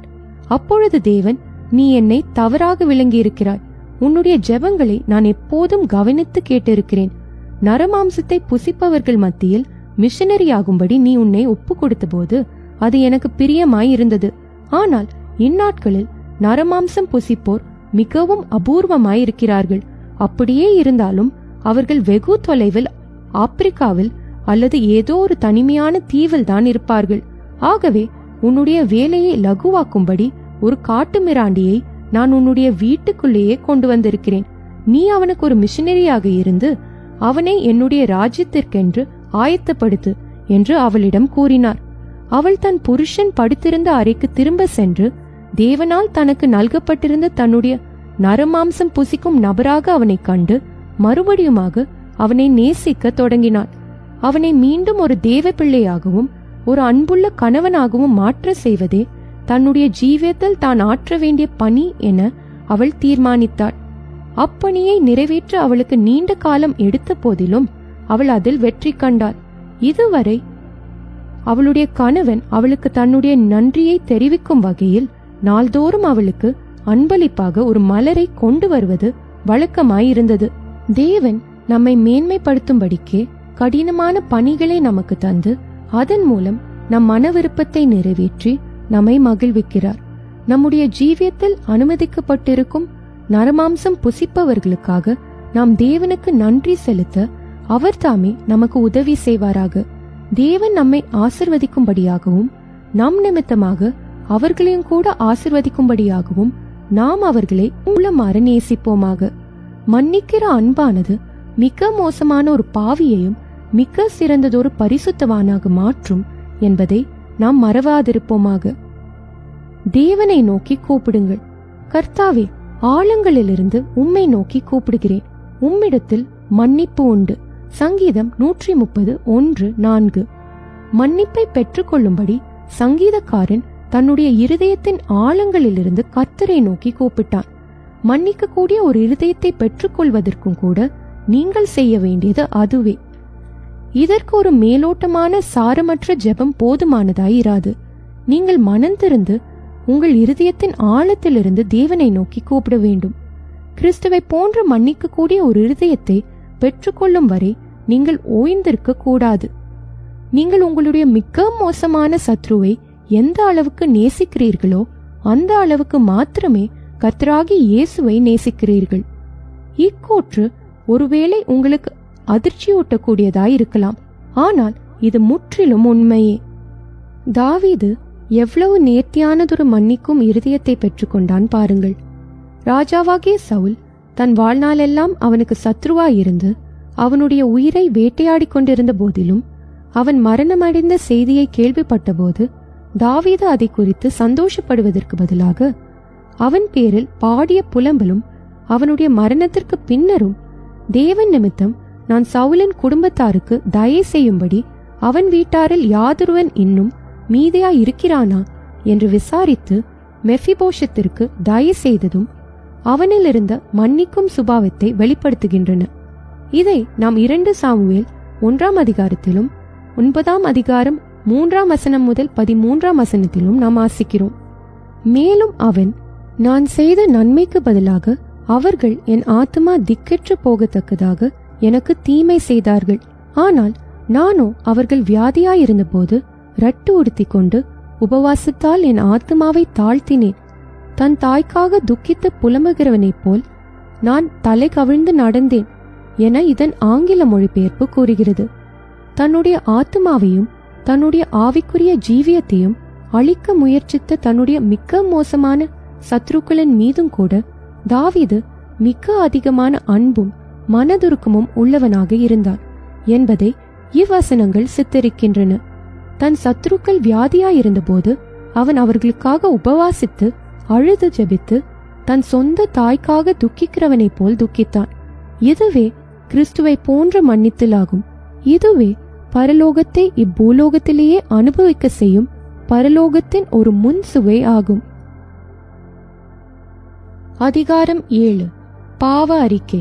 ஒரு மனிதன் தன் பாவத்தை குறித்த குற்ற உணர்வினால், அதாவது குற்ற மனசாட்சியினால் வாதிக்கப்படுவதே உண்மையில் அவன் அனுபவிக்கக்கூடிய பாடுகளிலெல்லாம் மிக பெரிய பாடாகும். அவன் அப்பாவத்திலிருந்தும் அதை குறித்த குற்ற உணர்விலிருந்தும் விடுதலையாக்கப்படுவதே உண்மையில் அவன் அனுபவிக்கக்கூடிய விடுதலைகளிலெல்லாம் மிக பெரிய விடுதலையாகும். அறிக்கை செய்யப்படாத பாவங்கள் ஒருவனில் குற்ற மனசாட்சியினால் உண்டாக்கும் குற்ற உணர்வை வருவிக்கின்றன. நீங்கள் ஒருவேளை திடீர் திகில், மரண பயம், நிராசை, உள்ளான சமாதானமின்மை, அடிக்கடி சடுதியாக வெடித்து வெளிரும் கோபம், தூக்கம் கலைதல் ஆகியவற்றினால் கஷ்டப்பட்டு கொண்டிருப்பீர்களாயின் அவற்றுக்கான ஒரு காரணம் அறிக்கை செய்யப்படாமல் மறைத்து வைக்கப்பட்டிருக்கும் ஏதோ ஒரு பாவமாயிருக்கக்கூடும். 32ஆம் சங்கீதம் மார்ட்டின் லூதர் அவர்களுக்கு மிகவும் விருப்பமான ஒரு சங்கீதமாயிருந்தது. ரட்சிக்கப்படுவதற்கு முன்பு மிகவும் பொல்லாத மனுஷனாயிருந்த புனித அகஸ்டின் தான் ரட்சிக்கப்பட்ட பின்னர் இந்த சங்கீதத்தை தன்னுடைய படுக்கை அறையின் சுவரில் எழுதி வைத்து அடிக்கடி அதை வாசித்து அழுதாராம். இச்சங்கீதம் பாவ அறிக்கையை குறித்த சில முக்கியமான சத்தியங்களை நமக்கு போதிக்கிறது. அவற்றை குறித்து நாம் கீழே காண்போம். சங்கீதம் 32:1 எவனுடைய மீறுதல் மன்னிக்கப்பட்டதோ, எவனுடைய பாவம் மூடப்பட்டதோ அவன் பாக்கியவான் என்று வாசிக்கிறோம். மன்னிப்பை பெற்ற ஜனங்கள் மெய்யாகவே ஆசிர்வதிக்கப்பட்டவர்கள் ஆவார். நீங்கள் உங்கள் பாவங்களை மூடி வைக்கும் வரை தேவன் அவைகளை மூடி மறைக்க மாட்டார். ஆனால் நீங்கள் மனஸ்தாபப்பட்டு அவைகளை அறிக்கை செய்யும் போது தேவன் உங்களை சுத்திகரித்து என்றென்றைக்குமாக உங்களை மன்னித்து விடுகிறார். சங்கீதம் 32:2 எவனுடைய அக்கிரமத்தை கர்த்தர் எண்ணாதிருக்கிறாரோ, எவனுடைய ஆவியில் கபடம் இல்லாதிருக்கிறதோ அவன் பாக்கியவான் என்று வாசிக்கிறோம். எவனுடைய ஆவியில் கபடம் இல்லாதிருக்கிறதோ என்பது எவனுடைய ஆவி முழுமையாக அறிக்கை செய்திருக்கிறதோ என்று பொருள்படும் என மொஃபெட் மொழிபெயர்ப்பு கூறுகிறது. அறிக்கை என்னும் வார்த்தைக்குரிய கிரேக்க பதம் ஹோமோலோஜியோ என்பதாகும். அதே காரியத்தை பேசு என்பதே அதன் பொருளாகும். சிலர் அரை மனதுடன் பாவ அறிக்கை செய்கின்றனர். அதாவது அவர்கள் தங்கள் பாவத்தை அறிக்கை செய்யும் போது முழுமையான உண்மையை கூறுவதில்லை. வேறு சிலர் தாங்கள் செய்த குற்றத்தை தாங்கள் செய்ததாக முழுமையாக ஒத்துக்கொள்ளாமல் தங்கள் குற்றத்திற்கு வேறொருவரையோ அல்லது வேறொன்றையோ ஒரு பகுதியாவது காரணம் காட்டி குற்றப்படுத்தி அறிக்கை செய்கிறார்கள். இது ஆரோன் ஒரு சந்தர்ப்பத்தில் செய்த அறிக்கையை போன்றதாகும். அவன் இஸ்ரவேலிடமிருந்து பொன்னை சேகரித்து சிற்ப கருவியினால் கருப்பிடித்து ஒரு பொன் கன்றுக்குட்டியை வார்ப்பித்தான். யாத்ராகமம் 32:4 நாம் வாசிக்கிறோம். ஆனால் மோசே அவனை வினவிய போது அவன் செய்த அறிக்கை இதுவே: அப்பொழுது நான் பொன்னுடைமை உடையவர்கள் எவர்களோ அவர்கள் அதை கழற்றி தர கடவர்கள் என்றேன். அவர்கள் அப்படியே செய்தார்கள். அதை அக்கினியிலே போட்டேன், அதிலிருந்து இந்த கன்றுக்குட்டி வந்தது என்று வசனம் 24 நாம் வாசிக்கிறோம். எவ்வளவு சாமர்த்தியமாக திருத்தி கூறப்பட்ட தந்திரமான அறிக்கை இது! பொன்னை அக்கினியில் போட்டது மாத்திரமே தன்னுடைய ஒரே தவறு என்பது போலவும், கன்றுக்குட்டியை உண்டாக்கிய குற்றமோ அந்த நெருப்பையே சாரும் என்பது போலவுமே அவனுடைய அறிக்கை இருந்தது. இவ்வாறு அவன் உண்மையை மறைத்து கூறிய அந்த மேலோட்டமான அறிக்கையானது அவனை சற்றேறக்குரிய தேவ கோபாக்கினியை தன்மேல் வரவித்துக் கொள்ளக்கூடிய நிலைக்குள்ளாக்கிற்று என்பது ஆச்சரியமல்லவே. உபாகமம் 9ஆம் அதிகாரம் 20-21 வசனங்களில் நாம் வாசிக்கிறோம்: தங்களுடைய பாவங்களை மறைத்து அவைகளுக்கு பல்வேறு சாக்கு போக்குகளை கண்டுபிடிக்க முற்படும் அனைவருக்கும் இது ஒரு எச்சரிப்பாயிருப்பதாக. சங்கீதம் 32:3 நான் அடக்கி வைத்த மட்டும் நித்தம் என் கதறுதலினாலே என் எலும்புகள் உலர்ந்து போயிற்று என்று வாசிக்கிறோம். மற்றொரு மொழிபெயர்ப்பில் நான் என்னுடைய பாவத்தை அறிக்கை செய்ய மறுத்தபோது பலவீனனும் நிர்பந்தமானவனுமாகி நாள் முழுவதும் தவித்து பெருமூச்சு விட்டுக் கொண்டிருந்தேன் என்று கூறப்பட்டுள்ளது. தாவீது தன்னுடைய பாவங்களை அறிக்கை செய்யாதிருந்த போது அது நிமித்தம் அவன் வெகு அதிகமாக பாடுபட்டான். குற்ற உணர்வினால் வாதிக்கப்படுவது நிமித்தம் ஒருவன் அனுபவிக்கும் வேதனையானது அவனுடைய எலும்புகள் தூளாக்கப்படுமாயின் அவன் தன் சரீரத்தில் எத்தகைய வேதனையை அனுபவிப்பானோ அத்தகைய தாங்கோனா வேதனைக்கு ஒப்பானதாகும். சங்கீதம் 32:4 இரவும் பகலும் என்மேல் உம்முடைய கை பாரமாய் இருந்ததினால் என் சாரம் உஷ்ணகால வறட்சி போல வறண்டு போயிற்று என்று வாசிக்கிறோம். நீங்கள் உங்கள் பாவங்களை எவ்வளவு காலம் மறைத்து வைக்கிறீர்களோ அவ்வளவு காலமும் அது நிமித்தம் பாடுபட வேண்டியதாயிருக்கும். கர்த்தருடைய கரம் பாரமானதாக உங்கள் மேல் விழும் வரை நீங்கள் காத்திருக்க வேண்டும். கர்த்தரை கண்டடையத்தக்க சமயத்தில் அவரை தேடுங்கள். அவர் சமீபமாய் இருக்கையில் அவரை நோக்கி கூப்பிடுங்கள் என்று ஏசாயா 55:6 நாம் வாசிக்கிறோம். சிலர் சில கடுமையான வியாதிகள், விபத்துகள் போன்றவற்றால் அவதிப்பட்ட பின்னரே தங்கள் பாவங்களுக்காக மனஸ்தாபப்பட்டு அவற்றை அறிக்கை செய்ய முன்வருகிறார்கள். ஆகிலும் எல்லா வியாதிகளும் விபத்துகளும் அறிக்கை செய்யப்படாத பாவங்களின் விளைவுகள் அல்ல. சங்கீதம் 32:5 நான் என் அக்கிரமத்தை மறைக்காமல் என் பாவத்தை உமக்கு அறிவித்தேன், என் மீறுதல்களை கர்த்தருக்கு அறிக்கையிடுவேன் என்றேன். தேவரீர் என் பாவத்தின் தோஷத்தை மன்னித்தீர் என்று கூறப்பட்டுள்ளது. தாவீது கர்த்தருக்கு விரோதமாக பாவம் செய்த ஒரு சந்தர்ப்பத்தில் அவன் தன்னுடைய பாவங்களை தீர்க்கதரிசியாகிய நாத்தானிடம் அறிக்கை செய்தபோது அவனுக்கு ஆறுதலும் விடுதலையும் உண்டாயிற்று. பாவ அறிக்கையினால் உண்டாக்கும் விடுதலையை தெளிவிக்கும் கதை ஒன்று கீழே கொடுக்கப்பட்டுள்ளது. ஒரு ஐஸ்வர்யவானுடைய வீட்டில் 2 வேலைக்காரர்கள் இருந்தார்கள். ஒரு நாள் எஜமான் வீட்டில் இல்லாதிருந்த நேரத்தில் இளைய வேலைக்காரன் தற்செயலாக ஒரு கல்லை எறிய அது எஜமானுடைய வாத்து ஒன்றின் மேல் பட்டு அது செத்து போயிற்று. அவன் சுற்றுமுற்றும் பார்த்து அதை ஒருவரும் காணவில்லை என்று நிச்சயித்து அவ்வாத்தை புதைத்து விட்டான். ஆனால் தான் செய்த எல்லாவற்றையும் சற்று தொலைவில் இருந்து மூத்த வேலைக்காரன் பார்த்து கொண்டிருந்ததை பின்பு அறிய வந்த அவன் மிக அதிகமாய் பயமடைந்தான். அப்போது மூத்த வேலைக்காரன், கவலைப்படாதே, எஜமானிடம் நான் இதை சொல்ல மாட்டேன் என்று அவனிடம் உறுதியாக கூறவே அவன் நிம்மதியாக தன் வேலையை தொடர்ந்தான். மறுநாள் மூத்த வேலைக்காரன் சாய்வு நாற்காலி ஒன்றில் அமர்ந்து கொண்டு தன்னுடைய வேலைகளையும் கூட சேர்த்து செய்யும்படி இளைய வேலைக்காரனுக்கு கட்டளையிட்டான். இளையவன் மறுத்தபோது பெரியவன் வாத்து என்று மெதுவாக அவனுடைய காதில் கூறவே அவன் பயத்துடன் அன்று தங்கள் இருவருடைய வேலைகளையும் சேர்த்து செய்து முடித்தான். அடுத்த நாளும் கூட மூத்த வேலைக்காரன் இப்படியே செய்தான். இவ்வனமாகவே சில நாட்கள் தொடர்ந்தது. இந்நிலை தொடர்ந்து நீடித்தால் வேலை மிகுதியினால் களைப்பு மேலிட்டு தான் மரித்து போகக்கூடும் என்று இளைய வேலைக்காரன் எண்ணினான். ஒரு நாள் மாலையில் அவன் எஜமானிடம் சென்று தன்னுடைய குற்றத்தை கண்ணீரோடு அறிக்கை செய்தான். எஜமான் அவன் மேல் மனதுருகி அவனை மன்னித்து விட்டான். மறுநாள் காலையில் மூத்தவன் அவனை வழக்கம் போல மிரட்டிய போது அவன், வாத்தாவது கீத்தாவது, நான் என்னுடைய வேலையை செய்வேன், நீ உன்னுடையதை செய் என்று எதிருரைத்து விட்டான். மேற்காணும் கதையில் நாம் கற்றுக்கொள்ள வேண்டிய பாடம் தெளிவானதாய் இருக்கிறதல்லவா? மறைத்து வைக்கப்பட்டிருக்கும் ஒரு பாவம் வெளியரங்கமாகவும் மெய் மனஸ்தாபத்துடனும் சரியான விதத்திலும் அறிக்கை செய்யப்பட்ட மாத்திரத்தில் கிறிஸ்துவ ஜீவியம் மிகவும் லகுவானதாக மாறிவிடுகிறது. பாவத்தினாலும் குற்ற மனப்பான்மையினாலும் உண்டாகிற பாரம் அகன்று போகிறது. நாம் எந்த பாவங்களை குறித்து மனஸ்தாபப்படுகிறதில்லையோ அவற்றை தேவன் மன்னிக்கிறதில்லை. ஒருவனது சரீரத்திற்குள் ஏறிய விஷம் போல அவை நம்மை ஆவிக்குரிய பிரகாரமாகவும் சரீர பிரகாரமாகவும் பாதித்து முடிவில் நம்முடைய நித்திய அழிவுக்கே வழிவகுத்துவிடும். சங்கீதம் 32:6 அப்பொழுது மிகுந்த ஜலப்பிரவாகம் வந்தாலும் அது அவனை அணுகாது என்று வாசிக்கிறோம். தங்களுடைய எல்லா பாவங்களும் அக்கிரமங்களும் அற தங்களை சுத்திகரித்து கொண்ட அனைவருக்கும் இந்த வேத பகுதி பெரும் ஆறுதலும் தைரியமும் அளிப்பதாயிருக்கிறது. நீங்கள் ஒளிவு மறைவில்லாத தெள்ள தெளிவான ஒரு தூய்மையான ஜீவியம் செய்யும் போது மிகுந்த ஜலப்பிரவாகம், அதாவது பெரிய சோதனைகள் அல்லது உபத்திரவங்கள் வந்தாலும் அது உங்களை மேற்கொள்ள முடியாது. சோதனைகள் வரக்கூடும், ஆனாலும் பளிங்கு கொப்பான துப்புரவான ஜீவியம் செய்யும் ஒரு கிறிஸ்தவனை எந்த சோதனையாலும் அழிக்க இயலாது.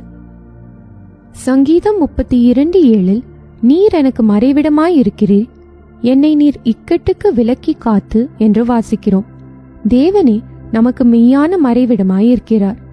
கர்த்தரின் நாமம் பலத்த துருகம், நீதிமான் அதற்குள் ஓடி சுகமாயிருப்பான் என்று நீதிமொழிகள் 18:10 நாம் வாசிக்கிறோம். நாம் பாவம் செய்து தேவனிடமிருந்து ஓடி மறைந்து கொள்ள எத்தனித்தால் அது ஒருவன் வெயிலுக்கு தப்பும்படி முயற்சித்து எரிகிற அக்கினி சூளைக்குள் விழுந்து விடுவது போன்றதாகும். ஆனால் நாம் நம்முடைய பாவங்களை அறிக்கை செய்து விடுவோம் ஆகில் நம்முடைய இருதயத்தில் பெரிய மகிழ்ச்சியும் பாடலும் உண்டாயிருக்கும். சங்கீதம் 32:7 இரட்சணிய பாடல்கள் எனக்கு சூழ்ந்து கொள்ளும்படி செய்வீர் செலா என்று வாசிக்கிறோம். செலா என்பது சற்று நின்று சிந்தித்து பார்க்கவும் என்று பொருள்படும். இரட்சணிய பாடல்கள், அதாவது விடுதலையின் பாடல்கள் என்று அழைக்கப்படும் பாடல்கள் இருக்குமாயின் அடிமைத்தனத்தின் பாடல்களும் கூட இருக்கத்தானே வேண்டும். இன்று உலகில் தவறான இசைகளினால் கட்டப்பட்டிருக்கும் வாலிபர் எத்தனை பேர்! அந்த இசைகளுக்கு அடிமைப்பட்டிருக்கிற அவர்கள் ஆவிக்குரிய சத்தியங்களை அறிந்து கொள்ளக்கூடாதபடிக்கு அவர்களுடைய மனக்கண்கள் குருடாக்கப்படுகின்றன. கிறிஸ்துவ ராக் இசை, கிறிஸ்துவ பாப் இசை என்று அழைக்கப்படுபவை தேவதூதனுடைய வேஷம் தரித்து கொள்ளும் சாத்தானிடமிருந்து வரும் இசைகளையே அன்றி வேறல்ல. கீழ்காணும் சம்பவம் தவறான இசைகளை குறித்து நாம் எச்சரிக்கையாயிருக்கும்படி நம்மை தட்டி எழுப்புகிறது. மார்ட்டின் என்னும் பெயர் கொண்ட ஒரு விசுவாசி ஒரு நாள் அதிகாலை 2 மணி அளவில் திடீரென்று தன்னுடைய படுக்கையை விட்டு எழுந்து, "ஓ சர்ப்பமே, நான் உன்னை கொல்லப் போகிறேன்" என்று கூறிக்கொண்டு தன்னுடைய ஒரே குழந்தையின் தொண்டையை நெருக்க ஆரம்பித்தார். இது கண்டு துடித்தெழுந்த அவருடைய மனைவி தொலைபேசியின் மூலம் உடனடியாக சபை போதகரை அழைத்தார். மார்ட்டின் அந்நிலையினின்று விடுதலையாக்கப்படுவதற்கு பல நாட்கள் சென்றன.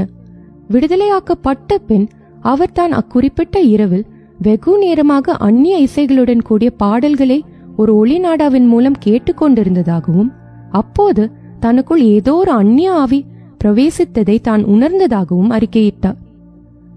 "நான் உனக்கு போதித்து நீ நடக்க வேண்டிய வழியை உனக்கு காட்டுவேன். உன்மேல் என் கண்ணை வைத்து உனக்கு ஆலோசனை சொல்லுவேன். வாரினாலும் கடிவாளத்தினாலும் வாய் கட்டப்பட்டாலொழிய உன்கிட்ட சேராத புத்தியில்லா குதிரையைப் போலவும் கோவேறு கழுதையைப் போலவும் இருக்க வேண்டாம்" என்று சங்கீதம் 32 8 9 நாம் வாசிக்கிறோம். இவ்வேத பகுதியில் உள்ள "உன்மேல் என் கண்ணை வைத்து உனக்கு ஆலோசனை சொல்லுவேன்" என்பது ஆங்கில மொழிபெயர்ப்பில் "என் கண்ணினால் உன்னை நடத்துவேன்" என்று கூறப்பட்டுள்ளது. நீங்கள் உங்கள் ஜீவியத்தில் யாதொரு பாவத்தையும் மறைத்து வைக்காதவர்களாய் தேவனோடு நடக்கிறவர்களாய் இருந்தால் அவர் தம் கண்களினால் உங்களை நடத்துவார். அதாவது தம் அன்பினால் அவர் உங்களை நடத்துவார். இல்லையெனில் ஒரு குதிரை அல்லது கழுதை தன்னுடைய எஜமானால் எவ்விதமாக நடத்தப்படுமோ அவ்விதமாகவே அவர் உங்களை வாரினாலும் கடிவாளத்தினாலும் நடத்த வேண்டியதாயிருக்கும். ஒரு குதிரைக்கு அல்லது கழுதைக்கு சவுக்குகளின் பாஷை மட்டுமே விளங்கும். தேவனுடைய பிள்ளைகள் சிலர் அன்பினால் வழிநடத்தப்பட கூடாதவர்களாயிருக்கின்றனர். வியாதி, கஷ்டம், சோகமான சம்பவம், விபத்து போன்றவை மட்டுமே அவர்களை தேவனுக்கு கீழ்ப்படிய செய்கின்றன. சிலர் ஏன் மன்னிக்கப்படுவதில்லை? தேவன் ஒவ்வொருவருக்கும் தங்களுடைய பாவங்களுக்காக மனஸ்தாபப்பட்டு அவற்றை அறிக்கை செய்து தம்மிடத்தில் திரும்பும்படியாக ஒரு குறிப்பிட்ட கால அளவை தருகிறார் என்பதை தேவ பிள்ளைகளில் சிலர் உணர்கிறதில்லை. இது ஒரு கிருபையின் கால அளவு என்று அழைக்கப்படுகிறது. தாவீது தனக்கு அருளப்பட்டிருந்த இப்படிப்பட்ட சந்தர்ப்பங்களை பயன்படுத்தி கொண்டு அதன் விளைவாக தேவனுடைய இருதயத்துக்கு ஏற்ற மனிதனாக மாறினான். ஆனால் ராஜாவாகிய சவுலோ தன்னுடைய பாவங்களுக்காக மனஸ்தாபப்பட்டு தேவனிடத்தில் திரும்பும்படி தனக்கு கொடுக்கப்பட்டிருந்த சந்தர்ப்பங்களை உதறி தள்ளிவிட்டான். கடைசியாக அவன் தன்னுடைய ஜீவியத்தின் முடிவை நெருங்குகையில் ஆழ்ந்த கஷ்டத்துக்குள்ளானவனாய் முற்றும் நம்பிக்கையற்ற நிலையில் தேவனுடைய வழி நடத்துதலுக்காக தவிப்புடன் தேடியும் அதை பெற்றுக்கொள்ள கூடாமற் போனான். இதற்காக சகாயம் கிடைக்கும் காலத்தில் பக்தி உள்ளவன் எவனும் உம்மை நோக்கி விண்ணப்பம் செய்வான் என்று சங்கீதம் 32:6 தாவீது கூறுவது எவ்வளவு அர்த்தமுள்ளதாயிருக்கிறது. இது மற்றொரு மொழிபெயர்ப்பில், இந்த காரணத்துக்காக பக்தி உள்ளவன் எவனும் உம்மை கண்டடையத்தக்க சமயத்தில் உம்மை நோக்கி விண்ணப்பம் செய்வான் என்று இன்னும் தெளிவாக கூறப்பட்டுள்ளது. தங்களுடைய பாவத்தை அறிக்கை செய்வதை பற்றி சிலருக்கு ஒரு கேள்வி இருக்கிறது. நான் ஏன் என் பாவத்தை ஒரு நபரிடம் அறிக்கை செய்ய வேண்டும்? நான் தேவனிடத்தில் அறிக்கை செய்திருக்கிறேனே, அது போதாதா என்று அவர்கள் கேட்கிறார்கள். சில கடுமையான பாவங்கள் நம்பிக்கைக்கு பாத்திரரும் தன் ஆவிக்குரிய ஜீவியத்தில் தேறினவருமான ஒரு தேவ ஊழியரிடம் அறிக்கை செய்யப்பட வேண்டியது அவசியமாகும். அவ்விதம் அறிக்கை செய்யப்பட வேண்டிய பாவங்கள் எவை என்பதை நாம் எவ்வாறு அறிந்து கொள்ளலாம்? நாம் செய்த ஒரு குறிப்பிட்ட பாவத்திற்காக தேவனிடத்திலிருந்து மன்னிப்பு கேட்ட பின்னரும் கூட நமக்கு ஒரு ஆழ்ந்த உள்ளான சமாதானம் இல்லாதிருக்குமாயின் ஒரு தேவ ஊழியருடைய உதவி நமக்கு அவசியமாயிருக்கிறது என்பதை அது காட்டுகிறது. பொதுவாக கூறினால், மெய்யாகவே தங்களுக்கு பளிங்கு கொப்பான துப்புரவான ஒரு இருதயம் வேண்டும் என்று விரும்புகிறவர்கள் தங்கள் ஜீவியத்தில் விபச்சாரம், வேசித்தனம், கரிச்சி தைத்தல் போன்ற பாவங்களில் ஏதாகிலும் ஒன்றுக்கு எப்போதாகிலும் இடமளித்திருந்தால் அதை சபையின் மூத்த தேவ ஊழியர் ஒருவரிடத்தில் அறிக்கை செய்ய வேண்டியது அவசியமாகும். தாவீது ஒரு பெரிய ராஜாவாய் இருந்த போதிலும் அவன் பெத்சேபாளிடத்தில் பாவத்திற்குட்பட்ட போது தேவனால் தன்னிடத்தில் அனுப்பப்பட்ட ஒரு தேவ மனிதனிடம், அதாவது நாத்தானிடம், தன் பாவத்தை அறிக்கை செய்ய வேண்டியதாயிருந்தது.